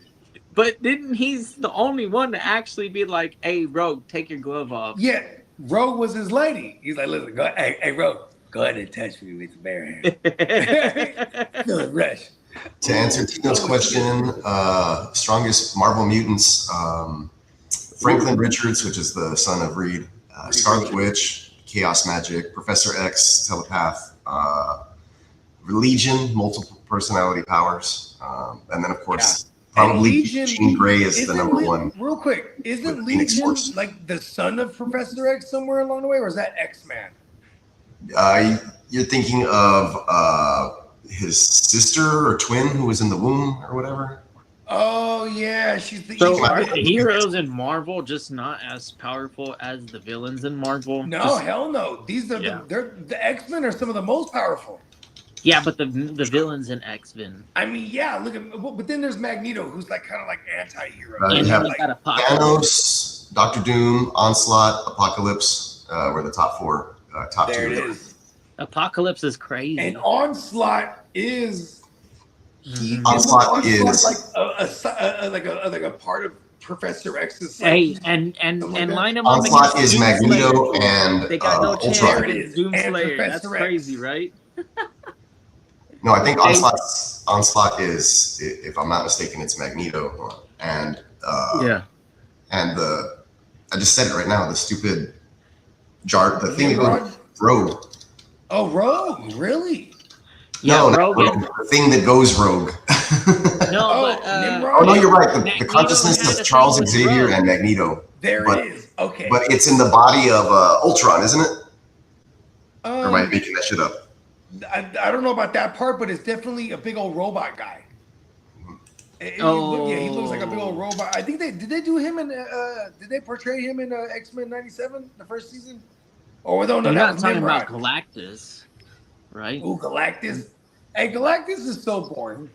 He just eats the worlds. He's like, he sends And- out the Silver and you know what Surfer. he He's is? like, go find he's me like- some more food. He's like philosophical too, where you, like if you actually deep think about Yeah, it, you're he's a like, world eater. hey, this guy is not a bad guy. This is just who he is, how he survives. He's misunderstood. He's misunderstood. Yeah, he's misunderstood. Why? Hey, I don't be floating mean around. to He got the eat big your old- planet, he got but like I an must antler-sized because looking- if I don't, I will die. Or He kind of some looks shit. like the Anunnakis too. Like the Yeah, way the Anunnakis are portrayed, and the ancients with the big head armor. Hey, just imagine if our telescopes see Galactus fly through, and that's like game They over. won't tell right? us. He already knows where we're at. We're done. Like, here he comes, bro. Hey, He's hella hopefully he hungry. prefers the taste of Jupiter or something. Actually, even if he eats Jupiter, we're fucked. Jupiter, we rely on Jupiter a lot. You know, actually, now I'm thinking about these X-Men characters, right? Or I guess there's also Sunspot. Is that fool? Did he get up to Omega? Well, Because he could the like Human Torch is not.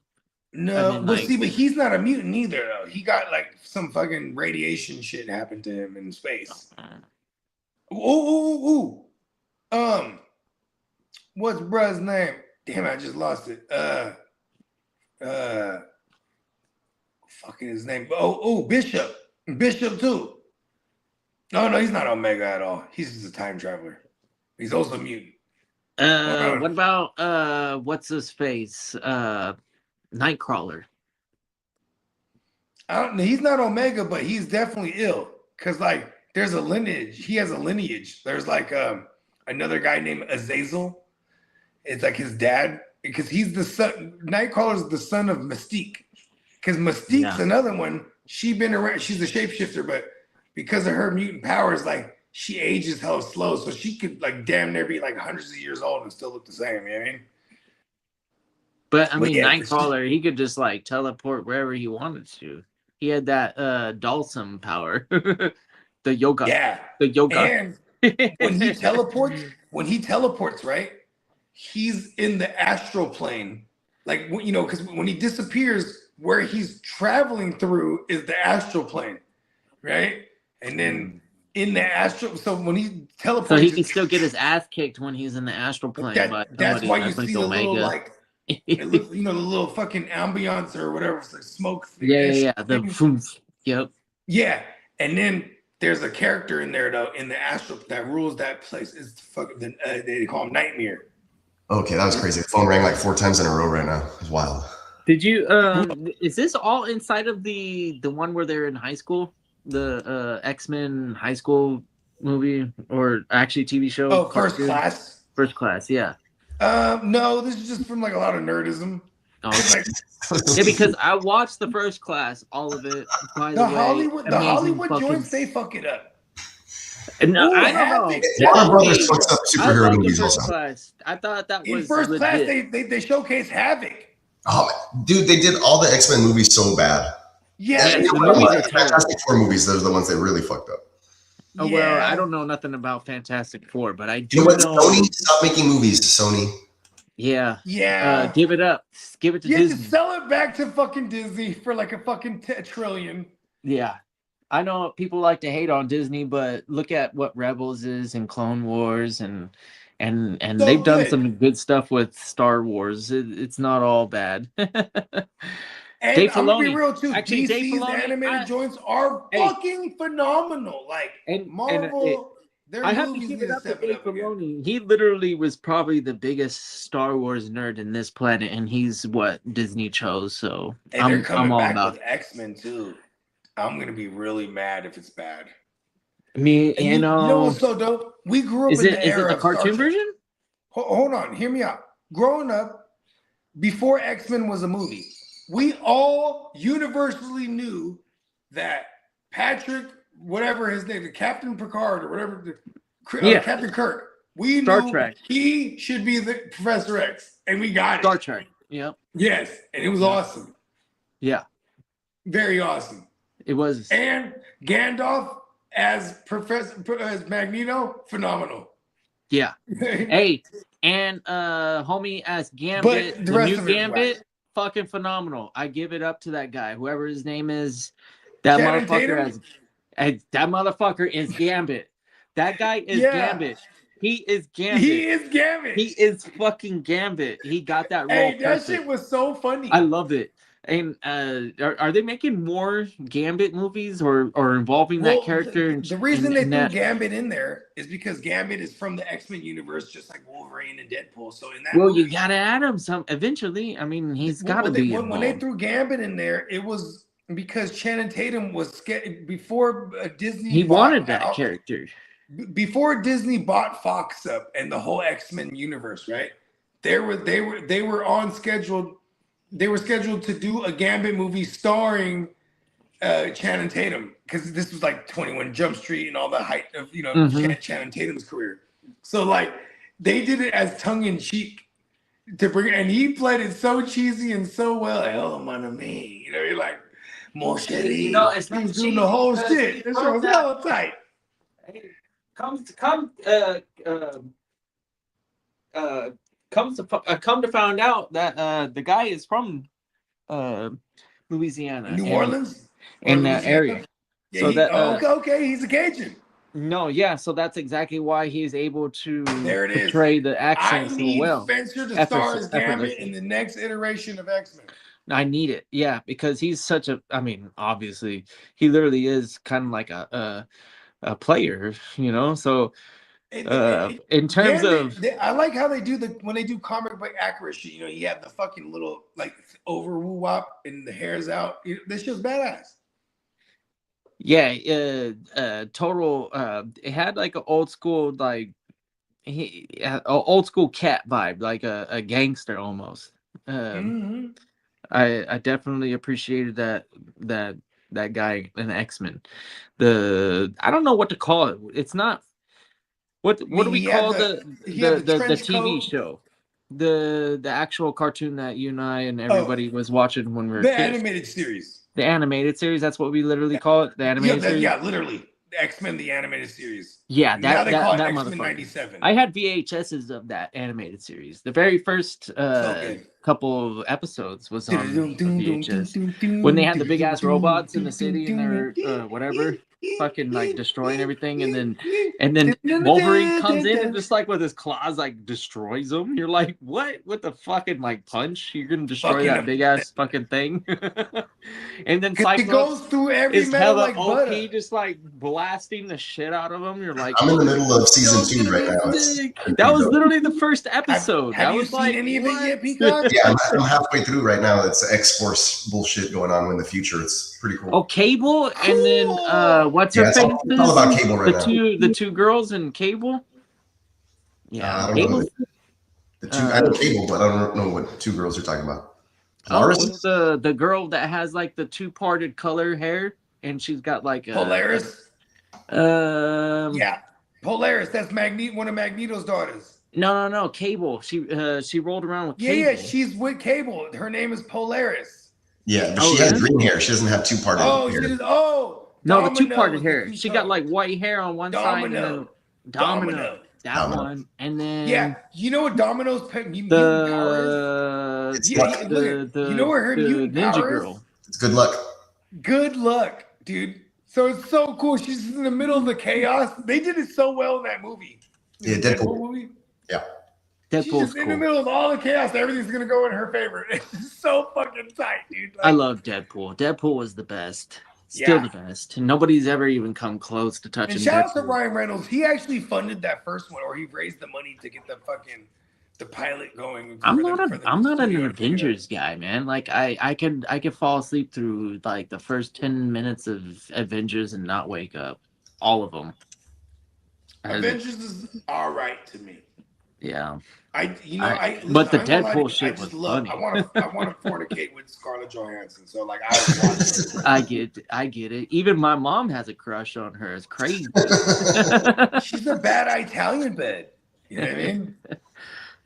And like she feels like she'll shank someone. Like watching her as Black Widow too. I'm like, yo, that's my bitch right there. Like she'll just be like, get him, babe. Get him, babe. You know what I mean? I'll be right back. Let's go. Get him, babe. Yeah, I haven't seen the new Spider-Man yet. I guess I haven't made time, man. I don't know if I will see it before we go to Vegas. Let's see, best superhero movies are the Guardians of the Galaxy. Yeah, I like those. They're pretty darn. James Gunn did some good ones. I like the last Batman movie, the way that Robert Pattinson. That was pretty darn good. James Gunn's getting a lot of hate right now from the DC movies as he's been making the Supergirl and all that stuff. I liked his work on Peacemaker. I liked his Suicide Squad. That one was really good. I like his stuff. Although I wasn't like a huge fan of the latest Superman. You're right, I get it, and I haven't seen Supergirl. So, but those characters to me, like. Yeah, who the fuck is Supergirl in the first place? Nobody fucking boring too. It's like, oh, look at me, I'm super OP. It's like, hey, and the same thing with Mandalorian. I've always said that about the Mandalorian. I was like, that character is really boring. Like, I don't understand why everybody likes this character so much. He has no character. Like, there's no personality to this guy.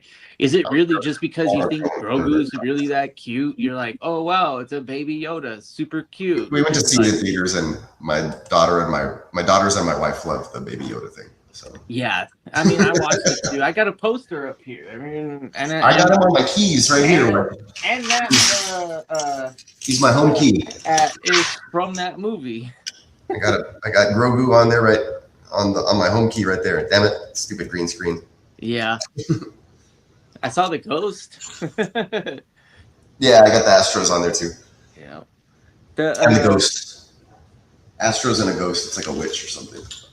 I don't know. My daughter gave it to me. It's like a little ghost witch. Nice. That's cool. The Dark Knight, best superhero movie. Yeah, the Christopher Nolan trilogies. Yeah, Nolan is my favorite. That's why I need to watch this Odysseys, primarily because I know Nolan was the director, and then the music and the fact that it was entirely shot, every single second was shot in IMAX. I just got spectacular news when those string of 4 phone calls came in. They are postponing that trial that I was supposed to be at next week, so I don't have to worry about none of that. All right. Does that mean that you're not stacked up on a bunch of stuff? Yeah, that means I'm kind of chilling. That means I can work on some thumbnails for JD for some of his videos that he's releasing, and I won't be like pressured on I will be able to get that stuff done beforehand. Anyways, it's just good. Yeah. Good to know. Trial for next week rescheduled. Oh, we got an update from Ear to the Streets in the group thread. Rams wide receiver Puka Nacua left practice with the training staff. Sean McVay says he has no update right now on what happened. And Myles Garrett's dealing with swelling in his knee. Good. I just remembered I hate them. Yeah, reality. You know, Myles Garrett's not. I mean, is he Omega level? Who? Which one? I feel like Puka is an Omega level, but like Puka? weakness is like just the ground. Yeah. That's gonna be my next thing. I'm gonna turn superstar fantasy players into comic book characters, like universe characters. Like a mashup. We'll do AFC with Marvel. It doesn't matter. We don't have to do it that way. We can just do Marvel DC characters. You know what would make no sense if we could do especially because they're blue and yellow, like Puka, but he's like Wolverine. You know what I mean? But I say it doesn't make sense because he's just always hurt. You know what I mean? but the colors make sense, right? Like the colorway. Yeah. Yeah. And he's like shanking a ball or something. You know what? I just had this thought right now for the 32 man, and then you don't have to take this seriously, but wait, what if we had divisions and we did do it that way, where it was like Marvel versus DC, and then it was just like in divisions where the division winners faced off in the Super Bowl for the championship. See, I love that idea, but when we did this before with this other like struggling ass channel, right? Like the thing that sucked is like if you were just the top in the division, like say you might have been just fortunate that you're in a division. Everyone sucks, or because I was in a division where all the hitters were in there. No. It's not division. It's like AFC, so it'd be like the 32 man, where it'd be 16 and 16, like conferences, not 4 and 4. Yeah, okay. Yeah, it'd be like it'd be like the 16 versus 16, and the best of the 16s face off. Yeah, and like because the way that the matchups are, anyways, you're not like like I think, like I said earlier in the previous stream about my last 32 man league, somebody mentioned that my team was pretty good. I was like, I think it was because of the nature of my schedule. Like I think I had a fairly weak schedule. Where coincidentally, there was like Diamond Joe who went through the murders row. I remember his schedule. Yeah, I didn't. Yeah, I never had to put up a ton of points to win. I had a pretty nasty schedule, and then I was doing it without a fucking quarterback. Thanks, JD5. Me too. Like my whole team, I had Odunze and Stroud, and I had a bunch of fools. Who else did I have? I had J.K. Dobbins. Like my whole team died last year in the 32. 32, I was okay. But you know me, I rarely find That's your myself bag, in though. the gutter.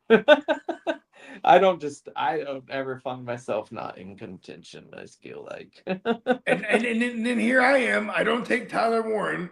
I take the rookie Price, and then I take Pierce, who's like on PEDs or whatever, hopefully. And like I'm like, this is just what I do in the 32.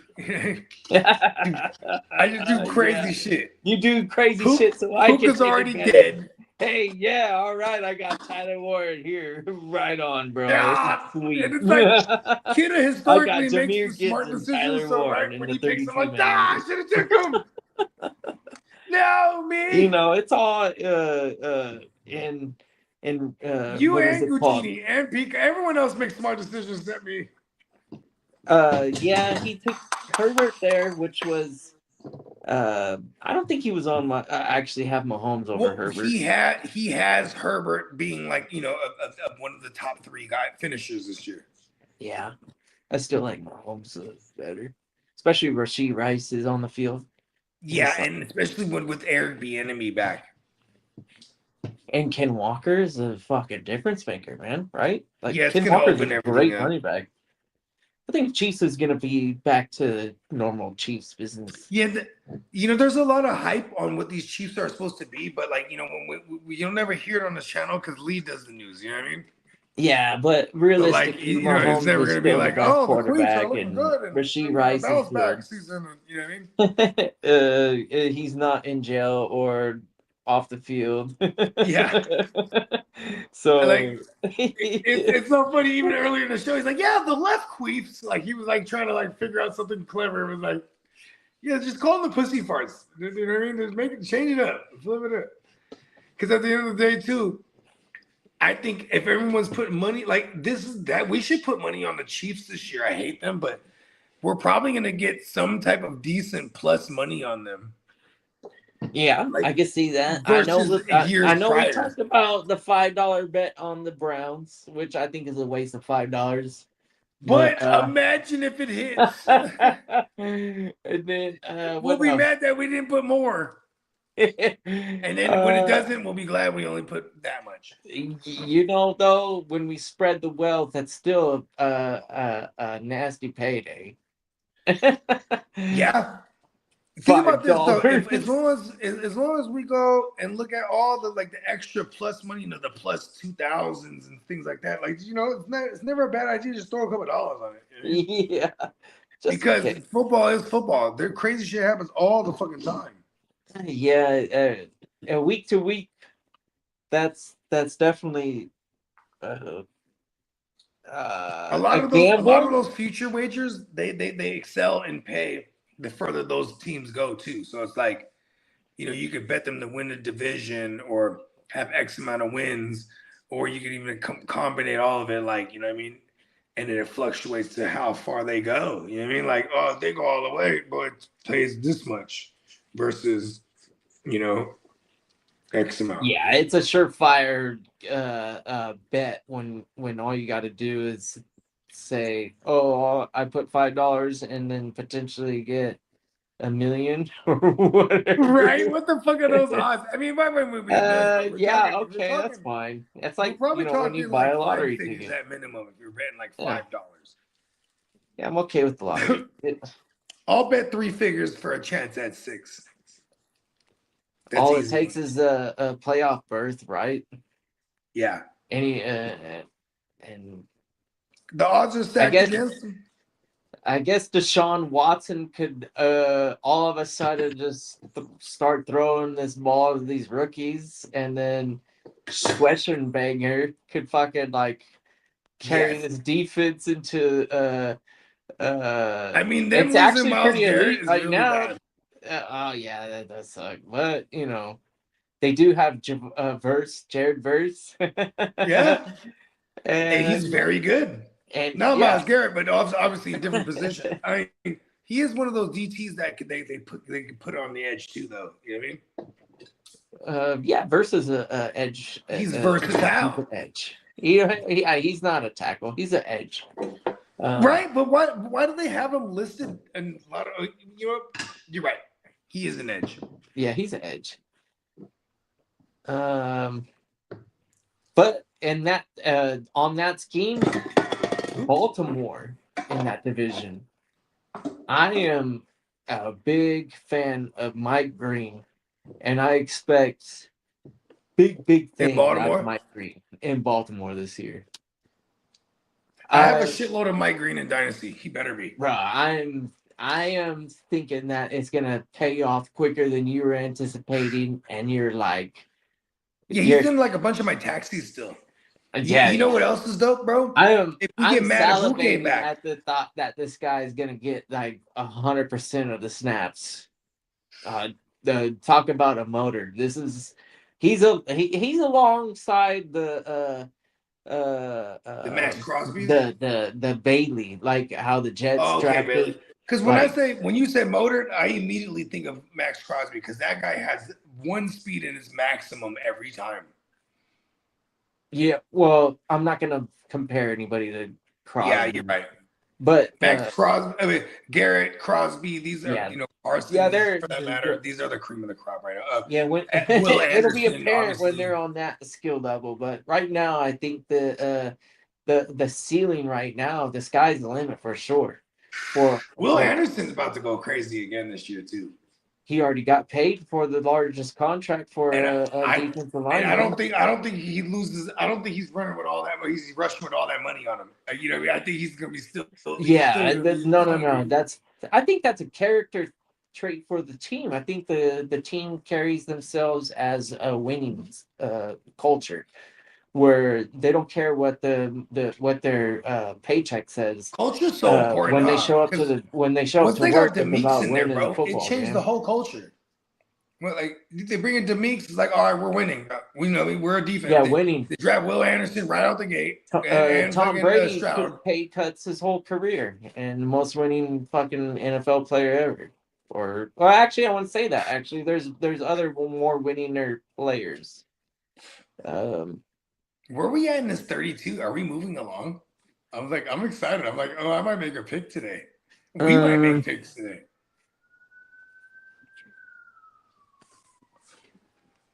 We are on round 5, pick I made 2 5. picks today, and I'm probably done. Yeah. There you go. Mark Andrews. I took J.K. Dobbins and Mark Andrews. Nice. I feel really bad about it, but make smart picks. At that point, it was just like, whatever's left. I'm not going to reach for a possible guy that could fizzle out. You know what I mean? Like, oh, this guy's supposed to do whatever. It's like, just give me the old boring guys right here. Hey, 100% though. Like, I think more than maybe I wouldn't say more than half. Maybe around half the league still doesn't have a quarterback. No, I think there's only like 4 or 5 guys. No way. Yeah. Let's count them. So we got Candlestick, you, me, King D, Steamboat, Enrique, Ghost Monkey. Oh, okay, yeah, there's more than that. There's like 7. Car Madison, Dennis, Bogard, and then me. There's it's a little less than half. I think for the most part, though, we got a shootout. We're playing quarterback chicken this year. Yo, we're trying to do the who's the worst quarterback to? It's not Brissett. I'm telling you, it's not Brissett. Brissett is not the worst quarterback. It's probably the Watson. It's maybe Watson. Watson or Penix or Tua. I'm okay with having Tua just because he has London at least. Actually, I'm not mad at the Watson situation either, or Shador for that matter. Like, as long as they got weapons, they got Fannin. Hey, Bogey, you're totally selling this quarterback chicken. Yeah, I don't give a fuck. I'll take Kirk Cousins. Whatever. Hey, give me Geno Smith, yo. Cousins. I want Geno. I love Kirk. I want Geno in the last round. No, don't. You better beat me to him. See, that's when you get mad when you wait till the end and you end up with the one that you actually don't want. You're like, damn it. Yeah, that's like Because that, like for example, but see, that's the thing too, is like those bottom of the barrel guys, they might flip around at one point. You know what I mean? Whether it's a Brissett, and then we see like Hey, the beauty of this Carson is that nobody can have more than one quarterback, so you'll always have a starting quarterback on your roster. That's a fact. And then depending on the matchup, even a backup quarterback can put up starter quarterback output.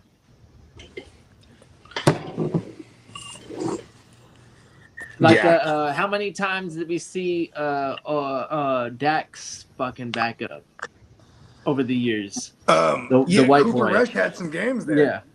Yeah, a couple times, right? Like if I had like a Kirk Cousins and say I had a Brissett and he's not doing too hot and then Dak dies, God forbid. And then when Milton's out there, I'm bidding on Milton. And Bro, Milton is gonna be nasty. If anybody doesn't, all the Dak owners that you're already on alert. You should be going out and acquiring Milton. Need it. Milton. You need it in your back pocket for the. I think it's inevitable. Everybody gets hurt, but especially Dak. They all die. It's inevitable. But Dak is like a checkerboard, though. It's like when you're hurt. He's never out for the season, I think, but like half season or. I need Dak to stay alive because I have a lot of Dak and I love him. Yeah. I don't want him to survive in the postseason. That offensive line, it fell apart probably early on in his career. In the beginning, it was really solid. The line that he was a part of was, like the Great Wall of Dallas 2.0. And then they all started getting older over the years. And they retooled this line, though, over the past 3-4 seasons. They're hella good again. Yeah. They're hella good. Steele, remember we had names like I can't even remember their names now. Smith and Taylor and all these fools, they all retired, bro. Fucking, they're all they're all gone. And that new line though is hella good right now, on paper. It's a division that is definitely going to force points on the board. I mean, when you look at who they have to play, like they're, the craziest pass rush they have to go against is New York on paper. And then you have Philly, who schematically with Fangio is just going to always be pressuring the QB. And you have Dan Quinn as well, barring whatever personnel they have, they very aggressive front. And so Dak, you know what I mean? That line has to be built to withstand, ferocious pass rush, and it's built that way. So, you guys know who's still a free agent that needs to have a home? Who? Bobby Wagner. Oh yeah, he's gonna. He's gonna go, bro. He's not gonna go to Washington. Yeah, I can see him ending the back with Seattle. Okay, good. Yeah, because we want Sonny Styles to get all the work over there. Yeah, no, I definitely don't see him going to New York. Like Washington, maybe they bring him back, but it's like they got Louvu. They brought in Leo Chanel. Arvell Reese went to New York. Yeah. And then Sonny Styles went to Washington. Yeah. Yeah. Yeah. And like, oh my bad. I don't know why I thought you said he's going to New York. Washington. And then Wagner. Fucking, if he went to Seattle, what about Knight? Is Tyrese Knight not middle linebacker? I mean, it's more like it's fucking our guy Thomas over there. What's his name? Drake Thomas. That guy's kind of solidified himself as the guy alongside Ernest Jones. You know what? We want our Seattle defense to be actually pretty bad. Because so then those linebackers can fucking eat. Yeah. Because last year they were actually good, and it was like, it wasn't like the blow up of fucking inside linebacker shit that we were used to getting. Eman Wari is already done for this season. right? Or is he done for the season? I know he got he's hurt hurt. bad. He's got a major injury. Damn. I got a lot of inventory.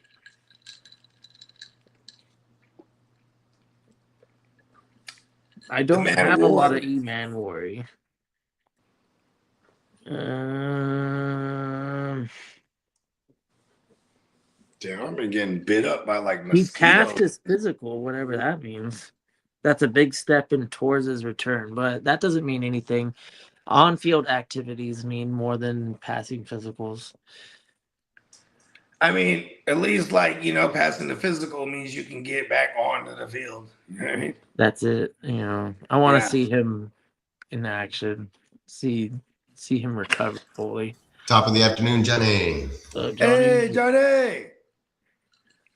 Almost to Vegas, baby. Single digits.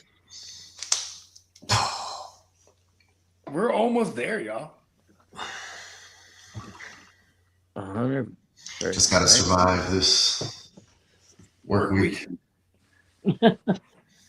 Yeah, I'm anticipating some heavy work right before I have to go to Vegas. Yeah, my coworker at lunchtime was like, all right, man, see you Thursday. And he just takes off. He's like, I'm going to Austin. I'm like, what the fuck, dude? Not on the calendar. He didn't tell me shit yesterday or today. Like, he just fucking up and takes off. Like, see, that's ridiculous. Just punch someone in the throat. That's grimy. If only I was a mutant like a Nightcrawler, I could just be invisible and just like wow. Just teleport. Well, here's the thing. Like, he could have told me that shit, like, because he was just waiting around. It was like 1:30. He's like, when's this guy gonna take lunch? And then he just leaves. I'm like, fuck, dude. He didn't even tell me I could have. Like, he didn't even let cover for me while I could have gone to go eat something. Right? Just going up. Hey, you're going to Austin? Bring me back fucking Austin barbecue. They have good pizza. Bring me back a pizza. Don't bring me back anything. Bring me back some Austin pizza, damn it. The brick-fired ones. The brick-fired one. Right? Yeah, those are good joints. Here's the thing. Like, if I was ever on a team, right? Or whenever I am on a team, you hold your part. That way, anytime you can't hold it down, someone else got you. And vice versa.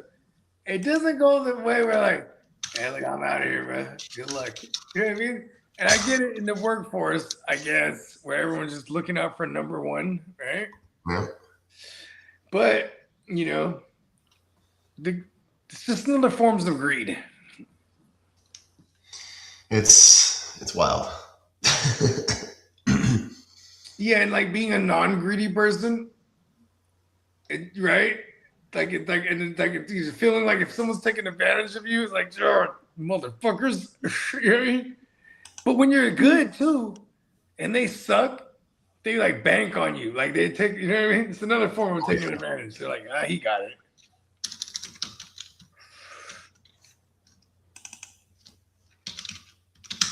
Domination. The big bag is coming. Telling you. In every form or fashion. Let's go. Right? Like for real, I'm just gonna carry chippers with me when we're walking around Vegas. I'm just gonna throw. I do want to do roulette. Roulette is like the most randomest ever. If you're not, especially if you're, and even if you just want to do colors, red or black, it's like the closest to a coin flip in Vegas. Period. Unless you can find war, and they do have war in Vegas. I know Planet Hollywood has war tables. And they have $10 war tables, to my recollection. Hella reckless. So much fun. Because the point is betting big, winning fast, and then just moving. Don't sit there and think, I'm going to keep winning. It's probably why I'm incapable of winning a lot of money. The moment I'm up, I'm just done. Like, yeah. You know what we should do is hit up Papa Guru. And see what he says about baseball. For the day. Yeah, for that day or whatever when we're at the and we pose the question without wagering. Just hey, what do you like today? So there's no pressure, right? Yeah, and be like, all right, So here's the deal. We're at the book right now. We need some info. What you like? Because him and Lee have been killing it in the fantasy.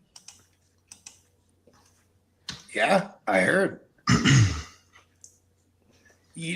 Honestly, too, especially when you can if you can make like prop bets on pitchers and stuff like that, you know what I mean? Like that's where like real baseball knowledge comes into play. Like, okay, instead of betting on outcomes of entire games, just on, you know what I mean? Or like how many strikeouts or pitches or shit like that. Yeah, it's all about the matchups, whoever's healthy. You can't anticipate that 2 weeks in advance because it changes so rapidly. Yeah, it's day of shit. Yep. Okay, we're gonna have fun. Yeah, we got some phone calls to make. Oh yeah. And hey, shout out to Steamboat's brother. What's his name? Bell Cow. Bell Cow. My bad. Yeah, he retired. Shout out to Bell Cow. He's another savage when it comes to the baseball. Yeah. He's so savage that like he would like buy a hat for the teams that he's like putting bread on. Just wear the hat like, yeah, it's a lock. And he would hit, Ray. It was amazing. A lot of money. You win a lot of money. You know, he actually retired all his gambling ways and everything. Yeah, unfortunately, because that's why he's not in some of these leagues with us. Yeah, he was just. Yeah, I know. I'm gonna miss the Bell Cow. He's awesome, but I'm happy for him. He's just like, yeah, I'm just not doing any of that. Yeah. Get your shit. All right. To each their own, man. I don't know. I'm always gonna be in. I'm locked in. I'm a lifer. Me too. I don't think I can. I would have to absolutely hate football or something. Something would have to actually happen like that. I mean, like, consider this. I was a fan who lost their hometown team. And Peacock can kind of relate, maybe, if he was an Oilers fan, right? And then all of a sudden, you're like, what do I have to do now? And you're like, I don't want a bandwagon. To me, I was like, so he's like, who's the shittiest team I can go to? I was like, it's either be a Rams fan, which isn't the worst thing in the world, but they just did the same thing to St. Louis, and they dipped out on LA and all that stuff. And then I'm like, New York, they dipped out on New York, but like in a respectable manner, because everybody that works in New York lives in New Jersey. So I'm like, that's okay. The Meadowlands is closer to home. So, you know what? And the fan base, they deal with the heartbreak the same that I feel like the Chargers fans used to when it was high hopes for the Chargers every year for a long time. Jets for a period of time, they were, and not too long ago either. What was it? 3 years ago? When we were, when we were fucking, when Aaron Rodgers, oh my God, remember we were like favorite to win the AFC in some pundit circles. It was crazy, right? And we're not too far off. It's a quarterback away, I'd like to say. If I'm Frank Reich as an offensive coordinator, I take it for what it is. The training camp is training camp. I'm not scared by the 6 picks. That doesn't mean anything to me. Sorry, Lee. That announcement didn't shake my boots. I still think that Geno is the best quarterback that we could have asked for at this moment in time. Outside of Baker Mayfield. $50 million? Yeah, I'd do that. 3 years, 150. Do like a 120 guarantee. Or let's see, let's start at like 115 and then see if we can get to. But if he wants more guaranteed money, then Woody forked over in front of to like you upfront that money. Just kind of like be a rich guy and be like, here's money, right? Make that contract smaller.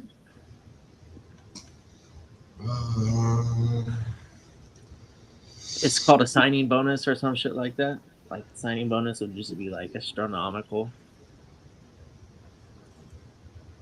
Be like a big payday. You get a year's salary in one day on a signing bonus. Do a signing bonus.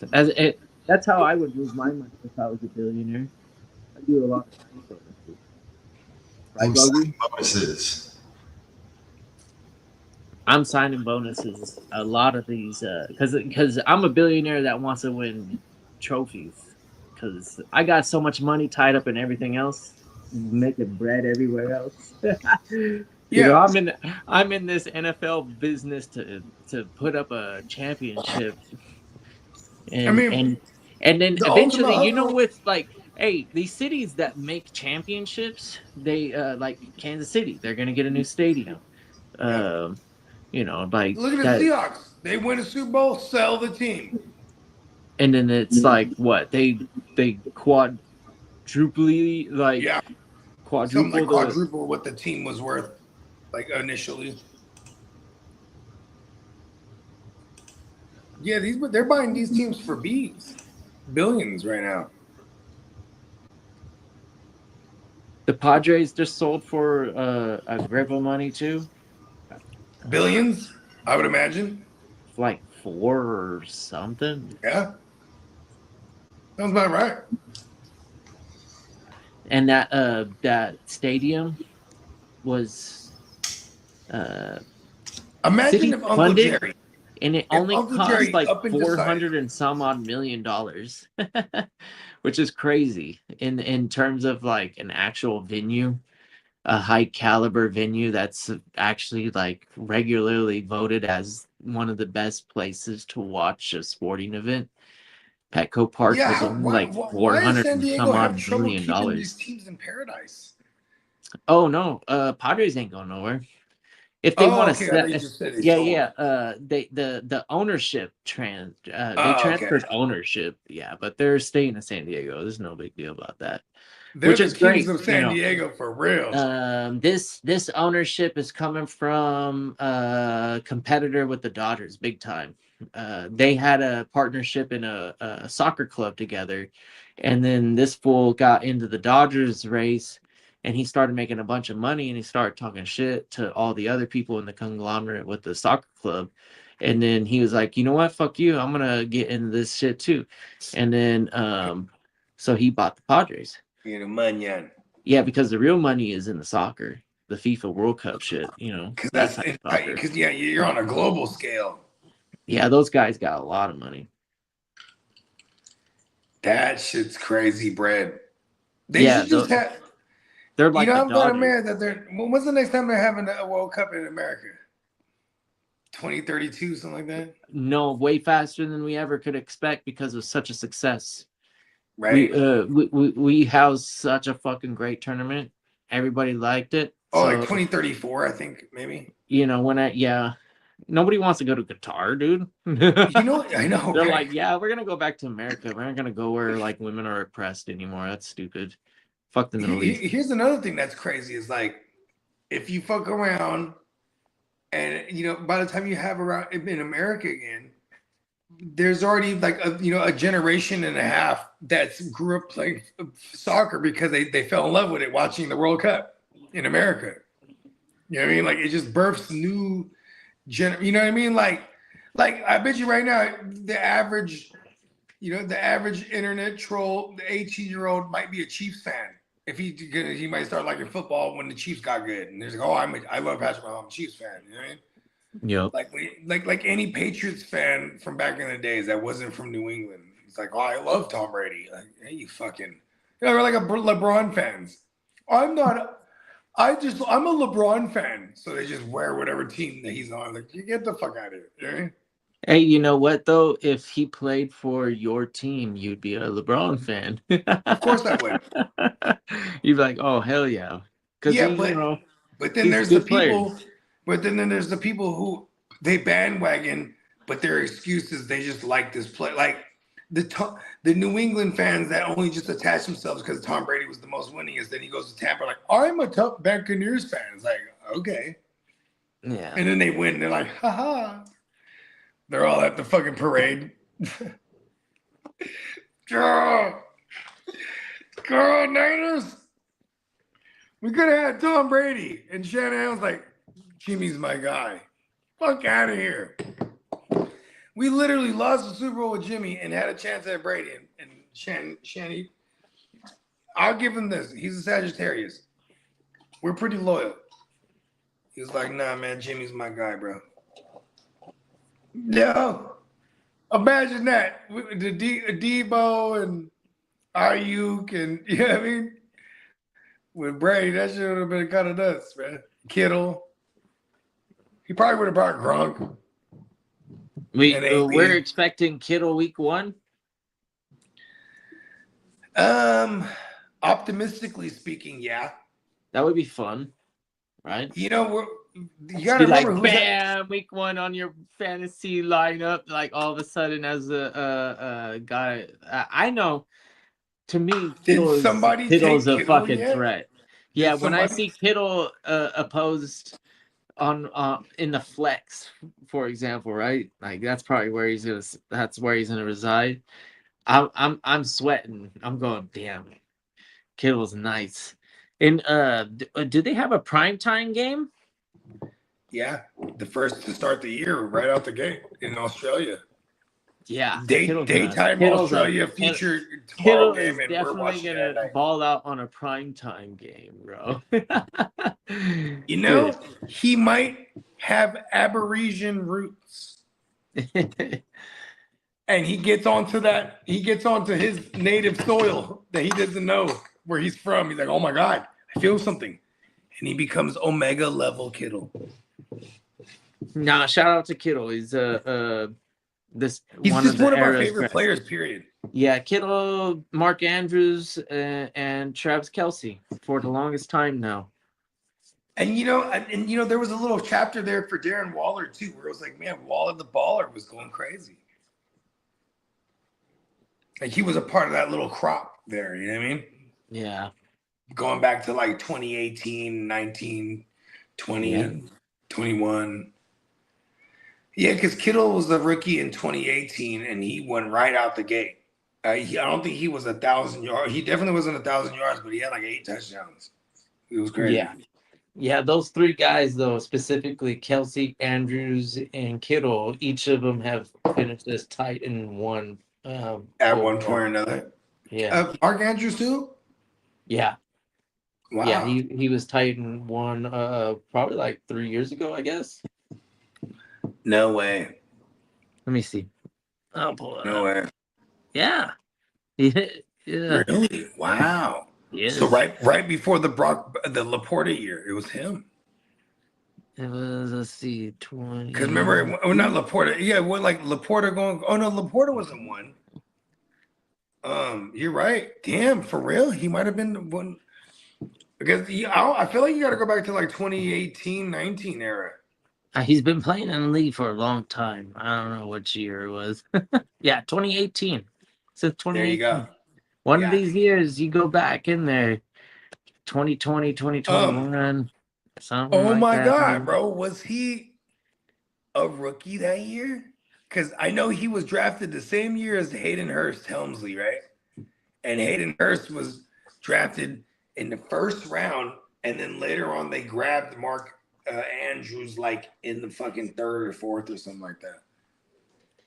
That might have been the 2018 year. You know who reminds me of Gronkowski the more that I watch film? Who?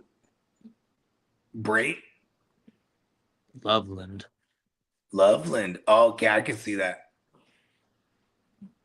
I didn't think of Loveland initially because I was just trying to think of like someone who's boring and can block most of the time too. Like, because then if not, it's Kittle.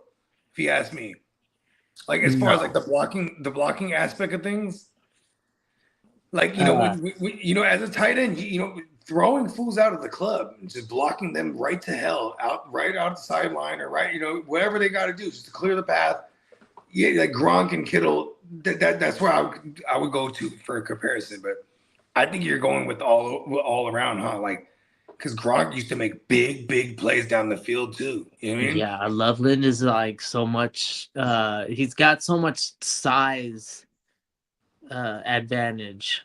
Yeah, because Kittle's like not. Once Kittle's you start not, getting down the like field, once you start getting down the field, you're like, why is he wide open? And it's like, oh shit, who's gonna? Because he's fucking huge mangus. Pause. Yeah, you're like, well, who's gonna stop this guy? Fuck, he's all the way already down like 30 yards. This guy's 6'4", 6'5", 260, and running like 4.7, 4.6 40s, and just like, oh man, no way. And then Tyler Warren is not like that at all. Tyler Warren is big slot. I like it. So he's like Isaiah Likely type. Yeah. Yeah, exactly. like you're not really gonna expect. Yeah, not a traditional he's not like, giant on the ball receiver. Yeah, exactly. But also too, they use him the way they use him in the backfield too, so it gives them a little extra. They do. That's awesome for fantasy. Yeah. I really like Warren. I like a lot of tight ends. I'll give you price for him. Let's just make it right. Nah, I won't do that. Oh, man, you're right. You're right. I wouldn't. You know why? Because I already solidified my running back by taking Gibbs. It's true. I don't ever have to start it. And then you solidify, and then you got two good ass fucking high floor receivers with Pittman and I think Wandale. so. You know, Pittman. I'm pretty comfortable with Wandale Robinson. I don't care who's throwing to him. I think he's no. Listen, he's gonna be in the same exact system he's been in his entire career. Like he's literally following the coach. Like I almost took him over Godwin, but I felt like it was irresponsible because of my love for Godwin. But I'm like, damn, like fucking Wandale is like 100+ like receptions, like as long as he's healthy, like you know what I mean. And you know what? Even if the yardage isn't there, like in this format, that's gold. You know what I mean? Yeah. On a week-to-week basis, like. You know, if we're getting 6 receptions, 7 receptions, and even if the yardage isn't there, that's still 14 points. You know what I mean? Yeah, exactly. That's what I'm playing with Pittman. Those are my 2 picks. I was right? angry Robinson when Dennis took. Those Michael are Wilson. PPR Like, picks. this motherfucker. Yeah, Dennis is always a strong drafter. Yeah. Getting Michael Wilson. I really wanted to get Michael Wilson. When someone took Marv, I was like, no. I was like, it's Why? going to trigger the Michael Wilson guy now. You know what I mean? I'm not sure why you would even be in on Marv. I don't know, but I knew outside of but it having the same name. It's the nature of the ADP. So like if Marv's ADP is higher, the moment someone drafts him, someone goes, "Oh my God, Michael Wilson's the better one to have." Then they immediately think of him. You know what I mean? It's like when someone took Coleman earlier song, and then Peacock, what the fuck, JK. You know what I mean? Like whether or not he was targeting JK or not, if he wasn't, I would trigger the thought for me. I'd be like, why is this guy taking Coleman? I'm taking starter. Boom. You know what I mean? Or at least the guy they're naming the starter right now. Bernie Mac, I'm starting to be concerned with my evaluation. Why is he on Marvin Harrison? Okay, listen to this. Bernie's one of the smarter guys. Like, over the years, we've been going to war with him for like about 6 seasons now. It's like season 6. Yeah. But here's the thing. I uncomfortably have like shares of Marv in leagues all of a sudden. Like, right? And he's been steady trying to trade for all my Marv shares everywhere. So when he took Marv, I was like, oh, okay. I mean, because he took it over Brian Thomas. You would trade Marvin Harrison for Brian Thomas right now. I would have done that. Yeah. anybody that offers up Brian Thomas Jr. and you want to do a 1-for-1 for Marvin Harrison with Bokey, he just right now said It might be not a 1-for-1. If I have any inkling that they value, if I have any inkling that they value Marv more, and I have Marv, they're paying Brian Thomas plus. Say you were dealing with a boss cat, and they were like, "Nah, bro, I know. Okay, it's this or nothing." And I'm telling you, here you can have Brian Thomas. Brian Thomas is far and away a better talented receiver, and you would do it every single time, right? I'm everything I'm gonna say has nothing to do with Trevor Lawrence. Not only is Brian Thomas more talented, but also the system he's in with Liam Cohn. Like, it's gonna pan out. I believe it. Yeah. Well, that's because you're Shanahan. We'll do the Shanahan. A McVay. Yeah, and he's a McVay. Yeah. We like Liam Cohn. We also like the Canales and Canales too. And you know what Canales is? He's a product of Bruce Arians, and we love that because Bruce Arians risking no biscuits. LaFleur, even though he's been in the league for a long time, but LaFleur, that's another one. Yeah, I mean, LaFleur is part of the Shanahan tree. Yeah, he's one of the immediate branches. Yeah. Like if there's the Shanahan branch, and there's the McVay branch, and then there's the LaFleur branch, because they all come from the mighty Mike Shanahan tree. Like they were all in Washington together. McVay, LaFleur, fucking Zach Taylor. They were all under Shanahan, Kyle Shanahan, and as the OC, there's all his assistants and position coaches. And then they were under Mike Shanahan, the big dog Shanny. The Kubiak, the Gary Kubiak tree. Marv? Who? All right. Bates says that he'd take Marvin Harrison. Bates likes Marv over Brian Thomas. Here's my thing. It's like the name brand doesn't do it for me anymore. I saw like 2 years of ass. He's going into what they would call the third year breakout year, right? And you know what's sad is when you're supposed to be a high-end receiver and you have to be talked about in the third year breakout because you haven't broke out yet. You know what I mean? Saw some flashes. Here's the thing. I love the idea, Marv. He's a fucking value. I've been doing and okay. You think he's a value? He went before Brian Thomas. This is the 32-man league right here. There's going to be a lot of preference going on. You know what I mean? I think this is a think great about where he goes on the evaluation average of what 12 the team right now. In the average 12 team right now. Value of a person to person. Not even position to position, but actual person to person. That is true. Because we're still trying to build the whole entire lineup. A lot. What is it like?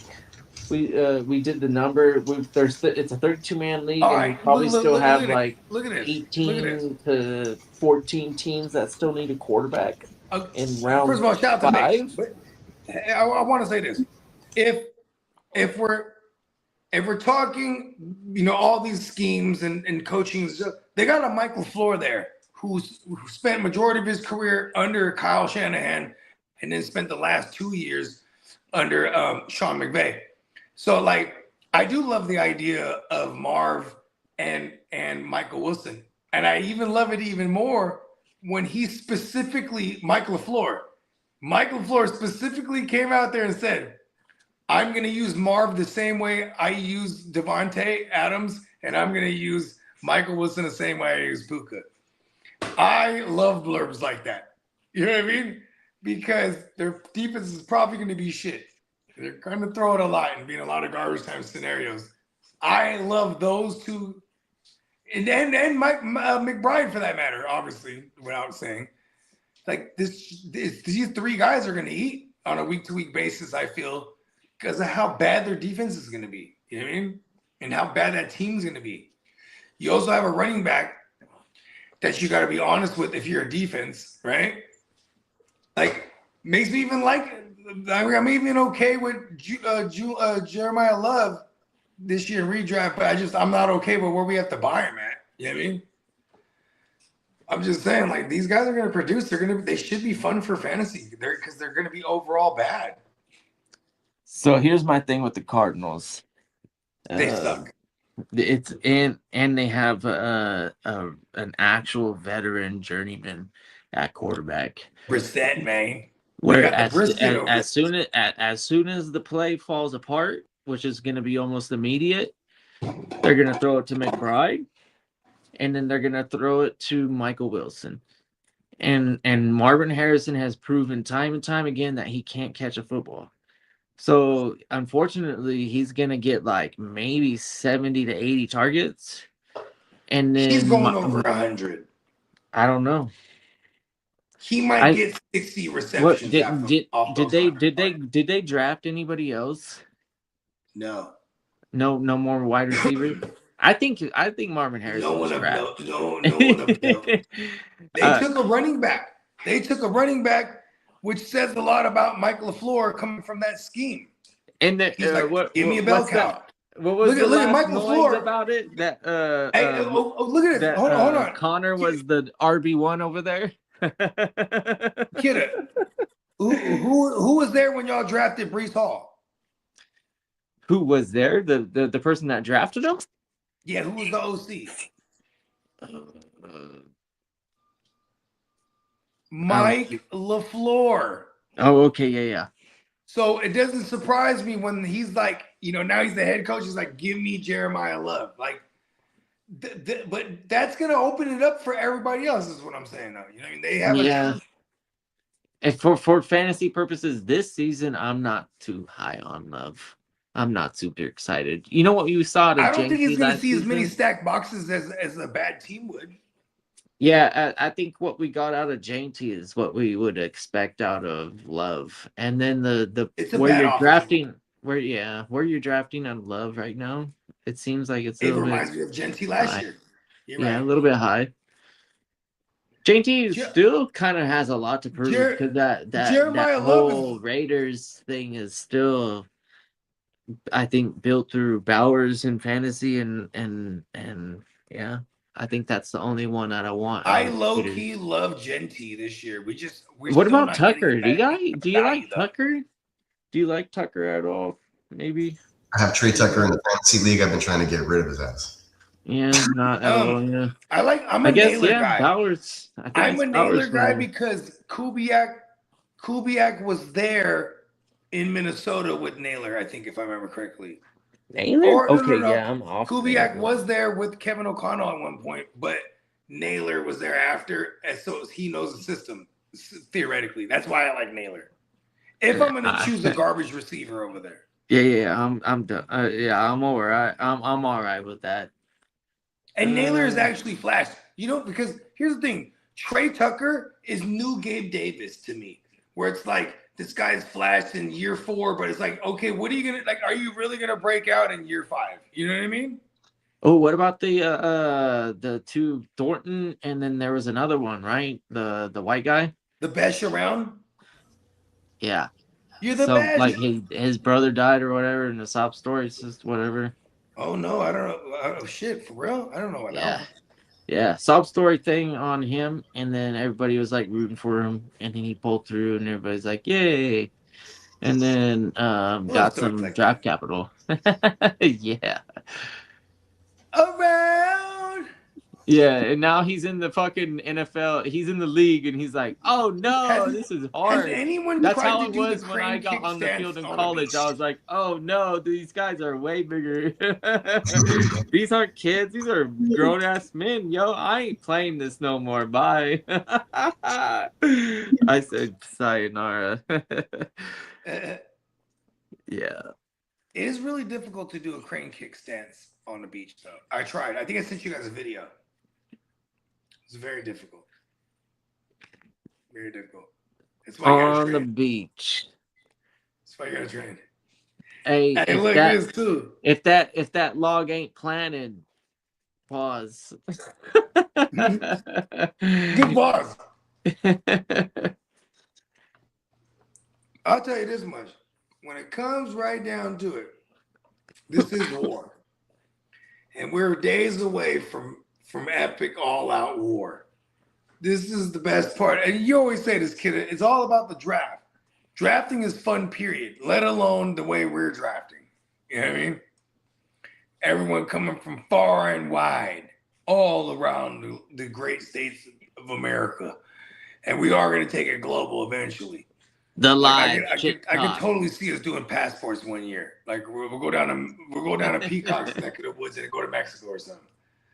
You know what I mean? Like, I could totally see us do it.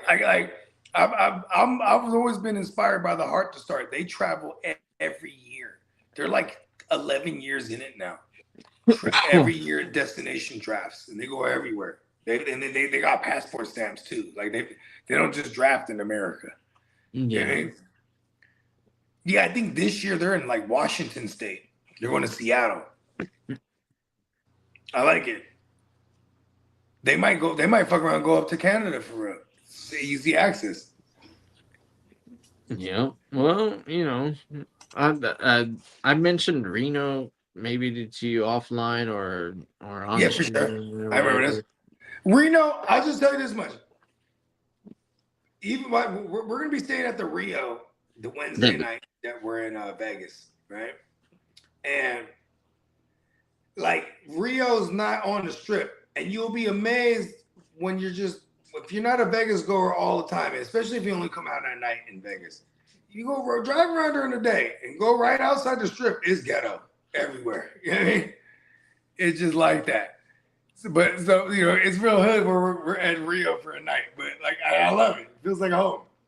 But at the same time, too, see, this is what I'm saying. You go anywhere, right? It's going to be grimy in these certain type of areas. You know what I mean? Because it attracts a certain type of individual. You know what I mean? When you got casinos, you're going to have the gamblers, obviously. Then you're going to have the dealers because the gamblers got to stay up.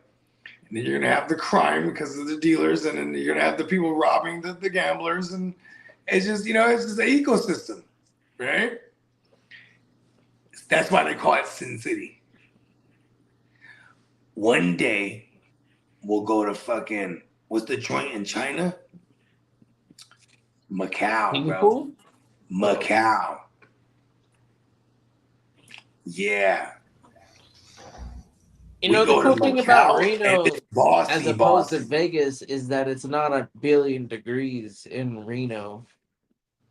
That is true. Whoa, it's a wasp.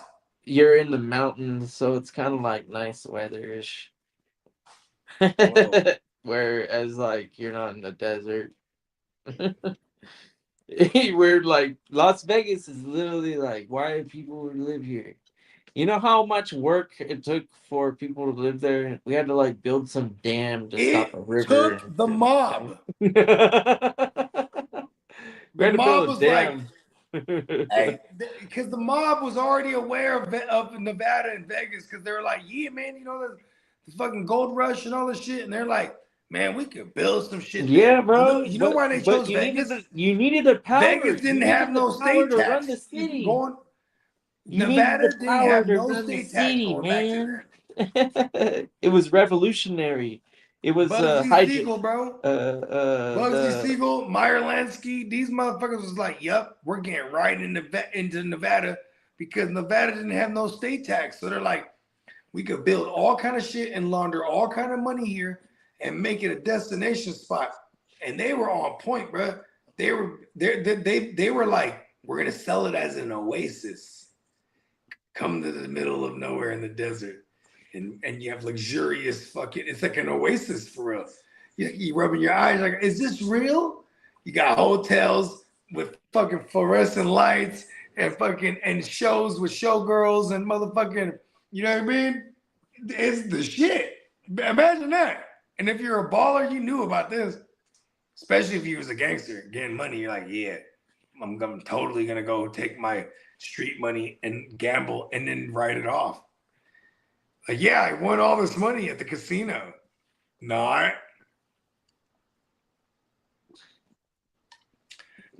Miami, that's another place. That whole entire economy over there goes back to like the 70s, built on the chow mein industry. That's a gnarly fucking wasp. Okay, good. Go away, wasp. I don't want to. I want to swat at him. It's the fly. You just swat at it. The wasps, they build vendetta. They'll come back with hella homies and try to fuck with me. Go away, wasp. All right, cool. You went out of my garage. There was nothing here for him. Oh, it's back.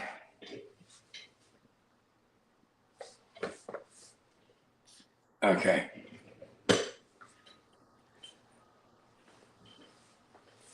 Do they see colors? I have no idea. You're supposed to know these things. You're the scientist, bro. I I got don't. lazy on learning things when I'm around you because I'm like, oh, kiddo knows.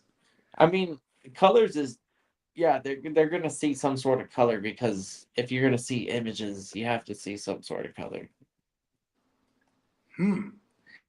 Have you ever went down the rabbit hole that the color blue is never said in any of the Bible? So No, back that's then, that's not true. But the blue lapis, which is a stone, that is that that is the used New in a rich Testament? Old Testament. Oh, okay, yeah, man, you got me then. No, I guess I yeah, was it's wrong. Boy, was I wrong.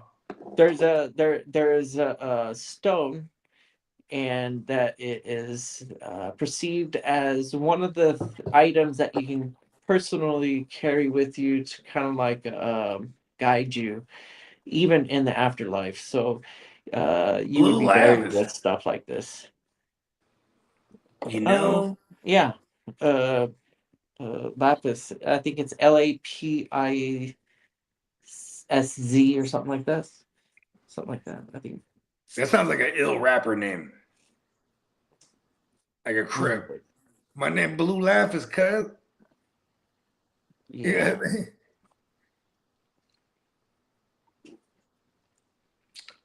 I'm quite fond. Lapis lazuli. It's a deep blue metaphoric rock. Prized since antiquity for its intense color, royal appearance, and golden pirate flags. But in Christianity, it's like like if you go into like Catholicism and stuff like that, then it's a Catholic thing. Some of like the Gnostic versions of. Well, because Catholicism and Gnostics, they address everyone else outside of Jesus. Yeah, it's called it's called the biblical blue stone of the throne. Anyways, Hey, that was kind of gassing right there. Biblical anyways, blue stone of the throne. I would like to that'd be an ill chain, huh? Challenge you to pursue it in like a market or something. And if you come across it, go ahead and scoop it up. If you have, That'd if be you're kind of strong fresh. in the I ain't faith. gonna hold you. If you're strong in the faith, this is something that proves it in the afterlife, more or less. I want to do like if you want to go into the old ancient Judaism version of. I want a Cuban link chain with fucking 12 emerald like tablet looking shits around it, like 12 of them, and then that's my motherfucking Thoth chain. Ooh, you're a gemstone guy, right? I appreciate it.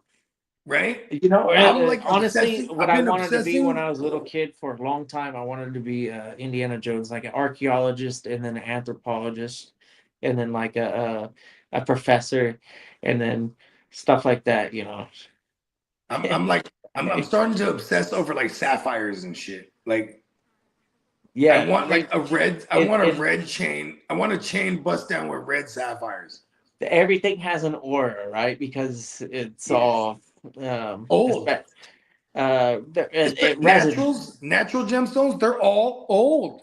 Gemstones resonate. So when you when they absorb light, right, which is like constant, it has like a frequency. So yeah, each gemstone is gonna do its thing. And that's because of the crystallization structure internally. They're gonna have like different lattices. Have you ever heard of opals? Opals, yeah. Yeah, they're hella popular right now. Okay. Like people are doing That's a like big. opal chains. You can do big giant pieces, ornamentals. Yes, with opals, and they're chunky. Yeah. And like opals, like every opal is like you could have like similar looking ones, but they're pretty much all one of one. And like when you come, like when you're in the diamond game, they want the most clarity, the most, no inclusions. When it comes to the gemstones, opals, inclusions are very gemstones. Yeah, dude. You want colors. You want colors. Yes. Vibrant. You want vibrant, contrasting colors. I'm kind of with this gemstone movement right now. I ain't gonna hold you 'cause it's emerald is different from no joke. The best. I got a lot of diamond pieces. Hey, emerald, amethyst, and lapis lazuli. Like, check them out. They're the best. Lapis lazuli. I've seen pieces with these joints. And that's what that's I'm with the that's emeralds that all blue. day. That's that blue crystal stone that I was just talking about. That I like. Look You at should this, bro. take. You know what they're doing You right should now? literally carry with it. You're supposed to carry it with you. So if you die and you have it with you, it helps you in the afterlife. And Word. That's what the Egyptians were talking about. Yeah, you carry it with you because when you die. And you said this is the amethyst? Huh? Amethyst? Amethyst? No, I don't know about amethyst, but lapis lazuli. Amethyst is the purple in joint. Judaism. Yeah. But what were you talking about though? Which stone is this? Lapis lazuli. Oh yeah, the lapis lazuli, bro. Oh, that's hard. Yeah, Hey, you want to carry it they on. be having different colors too? No, it's gonna be blue, like a royal blue. It's only blue. It's a royal blue. Ooh, so it's a deep blue. It's like it probably gives it a lovely little purple hue. See, this is what I'm saying. Like, I've been getting into natural gemstones. They're gonna hit, bro. Like they're hitting like more than most diamonds these days because the lab grown diamonds and the world of moissanite, they've kind of fucked up the natural diamond market, right? Make a long story longer. It helps. They're also it helps doing the men's market, right? Yeah. The boyfriend and husband's market. No, that's a fact. Yeah. Because these are it's the men who want to rock the diamond shit. Yeah, or buy gifts. Women. No, here's the thing. Women, they kind of control the game. I mean, they're the ones that they've been on the gemstone shit forever. Like women's, you know what I mean, like rubies and sapphires and topazes and like they because they like pretty shit. You know what I mean? So it's hella funny because nowadays, now the gemstones, they're it's the rarity in this. And for me, I don't give a fuck about rarity. I'll go straight to synthetic. Like if I can get it cheaper and get whatever look I want, like I want like these synthetic sapphires are going crazy. Like I can get like all red. Like if you wanted to get natural red sapphires, you're spending hundreds of thousands of dollars. Oh yeah. If I can get them synthetic and any sapphire. Yeah. Yes. You know what I mean? Like you have a chunky sapphire, like 10 carats, bro. That's fucking crazy, bro. You know what I mean? I like I'm preferable to a blue sapphire myself. You like the OG sapphires. Yeah. How it's supposed They're to look. beautiful. You know me, I like the red. Any kind of red stone I can find, I want it. Yeah. I mean, like the best red is a ruby, bro. Bar none, bro. And a beautiful and ruby. Rubies and sapphires, they're so only magnificent. Yeah, but see, here's the thing though. It's like rubies don't have that refractal quality. You know what I mean? Like a ruby, it looks nice, but a sapphire, a red sapphire, that's going to hit when the light hits it. Well, they have blood diamonds. Maybe that's what you want. Okay, you ready for this? So, red diamonds are the rarest out of all the colors you can get. There's probably there's probably less than 30 existing natural red diamonds in existence known to man right now. And when I say in existence, known to man, because there might be more, but they're not qualified to be considered because the De Beers and the GIA globally, they control all the markets. So imagine if there might be other actual red diamonds in existence, but they're not registered. So the few that exist are, we're talking about you're paying $1 million plus a carat. So if you have like, you know, not even a carat, you're paying like $5 million a carat. So it's like if you have a 2 carat red diamond natural, you're talking about $10 million here on the starting. And most of the time they're auctioned. So like people bid on these joints. Look it up, bro. It's hella crazy. Cause then even, cause remember I have that black, I have the black gold with all the black diamonds on it. Yeah. Right? At one point, remember I was telling you I wanted to get the class in red Hey, diamonds. the black gold is probably more rare than the black diamond. Well, it's not. It's not, because black gold, white gold, green gold, red gold, rose gold, all these things, these are they're manufactured this way. Oh. They're not natural. So like black gold, that's rhodium. They played it with black rhodium. So like if you see anyone with black gold underneath it, it's gold. Same thing with white gold. White gold, they'll mix it with platinum, silver, zinc to give it a little lighter tonality. But no matter what, they dip it after it's done in rhodium.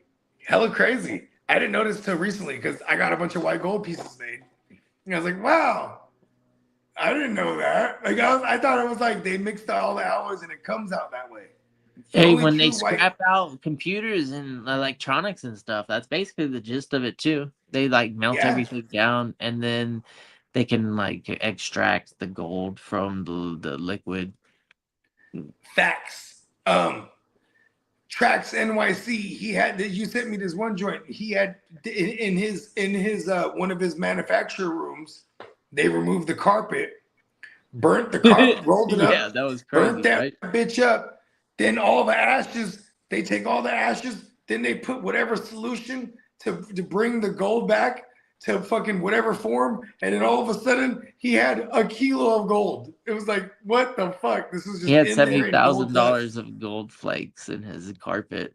$500,000. That's how much. 70, not 500, Oh, 70. but 70. Oh, yeah, okay, my bad. which is still a So group it's of money. It's a lot of money though in the gold Still a lot market of money, right now. Yeah. Right now, I check it every morning. Right now, gold is at like 40, almost 4,500 right now, but it's went up. At its highest earlier this year, it was at 56, and then when I got in there, it was 53. They say Right the now, buyer's market right now is set for silver. Okay, so shout out to my partner G. Like I was talking about, he has hella silver bricks right now. He had bought It's them. a buyer's market right now. Yeah. Yeah, and what he did take, he told me he took an L when he bought them a couple of years ago, but right, it's going back up right now. Yeah, because there was at one point, it was like $17 an ounce, $16 an ounce of silver, well, and then it went up to like 60. They were saying it was going to go up to like 110. The AI boom and the infrastructure for these data centers, that they're going to need a lot of silver. More so. Yes. Yeah, there you go. And you know what's so crazy, bro? Did they stop making Cadillac converters? No, that's platinum anyways. It's rhodium specifically, which is the platinum family. Okay. But like, because yeah, you're right. I would go like, listen, I would buy old Cadillacs and just grab it, or anywhere I can buy old Cadillac. Actually, people know they're on the game because you sell them joints, them scrapping for hella much. That metal is hella pricey because of it, not only for the car industry, but they for the jewelry industry, rhodium. That's how you make white gold. You know what they started doing? Rhodium dipping silver shit. Because then now it looks like you're rocking white gold over a cheaper metal. You know what I mean? My favorite white metal by far is platinum. That platinum silver tarnishes. Maybe but rhodium is a protectant. Yes, it's one of the most anti-corrosive. Okay, there you go. That's why. Yeah. But also because you get the look of white gold. Like here's the thing. if you get a 10 karat white gold chain, it's going to look exactly the same as any 14 or 18, right?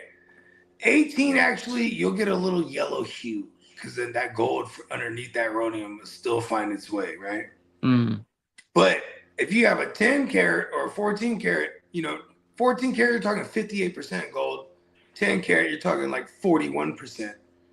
So there's significant drops here, but at the same time, you're going to get the same look if it's white gold because you're just going to rhodium dip it. You know what I mean? That's how you get white gold. You know what I mean? Platinum is dope, though. Platinum got a different kind of luster. You know what I mean? Kind of has like a blue hue. Like my platinum chain, I have a white gold piece hanging on it. And the white gold, it stands out from the platinum because it's like, it just looks so different. Like where the platinum stands out, I should say. You know what I mean? There's a different luster on it. But to the naked eye, regular, it all looks the same, right? White metals. Gold right now gold is the look right now because it's a status, right? Because gold is so expensive, you know what I mean? It's like, you're a boss if you're rocking gold, like yellow gold right now, you know what I mean? I'm a white metal guy, so I don't give a fuck. But I do love the yellow gold look.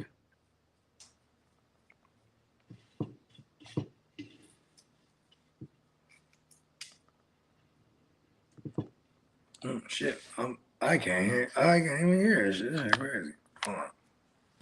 Nah, you're good. Nobody was talking. That's all. I'm here, but I'm doing hella work in the background because my coworker's gone and just fucking left me here all day. So. Oh shit! Now my shit is geeking up. You can hear me? Yeah, I can hear you. You're fine. Oh shit! My shit is black though. Am I there? You're here? Oh, cool. You guys are all black though. That's cool. Maybe in a former life, or I haven't checked my. No, I'm talking about like my screen. I know. I'm just joking. We are all actually. Ooh, you ever went down the rabbit hole of melanin? The original melanin. The darker the melanin, they say, the more light we could hold. So the gods favored the melanin having individuals. Meanwhile, whoever made the rest of them, they didn't like them so much. So it's you know what though? We could put a bow on this one. That'd be pretty good. We've been at it for 4 hours. Yeah, I was about to say we went on a little mini marathon. Let's fucking go. We're in mid-season form. Yes, sir. All right. Well, everybody, make sure you're checking out the new premium website. $13 t-shirts are still available on the OG website till tomorrow afternoon. Make sure you're liking and subscribing, checking out everywhere you can. Get subbed up for the giveaway that's going on. JSN giveaway will be happening live in Vegas. There's a commercial for that as well. We'll be dropping all the promos. Make sure you stay locked in with us. Probably have a Playmakers or something to that effect this weekend with preseason. And yeah. Oh yeah, we got preseason games, huh? Yep. It's all happening. It's all happening. We should get some starters mixed in there along the way, depending on what teams are doing. So yeah. Just keep the ears and eyes peeled to this channel specifically. We'll be bringing you all the news, all the latest breaking stuff, and then, of course, all the cool things that are going to be happening on our way to Las Vegas this, like 9 days? 9 days from now. Yeah, we're single digit. Oh, gosh. Yeah, you're 8 for the Wednesday cruise. Oh, yeah. Let's go. It's the 11th 8 days away. So. In Australia, we're a week away. There you go. So. All right. Well, until next time, here's the promo on how you guys can get entered to win the JSN mini helmet giveaway, plus more things that we'll be giving away out there in Vegas. And then we'll close it down with our other promos. Appreciate everybody for watching. Peace.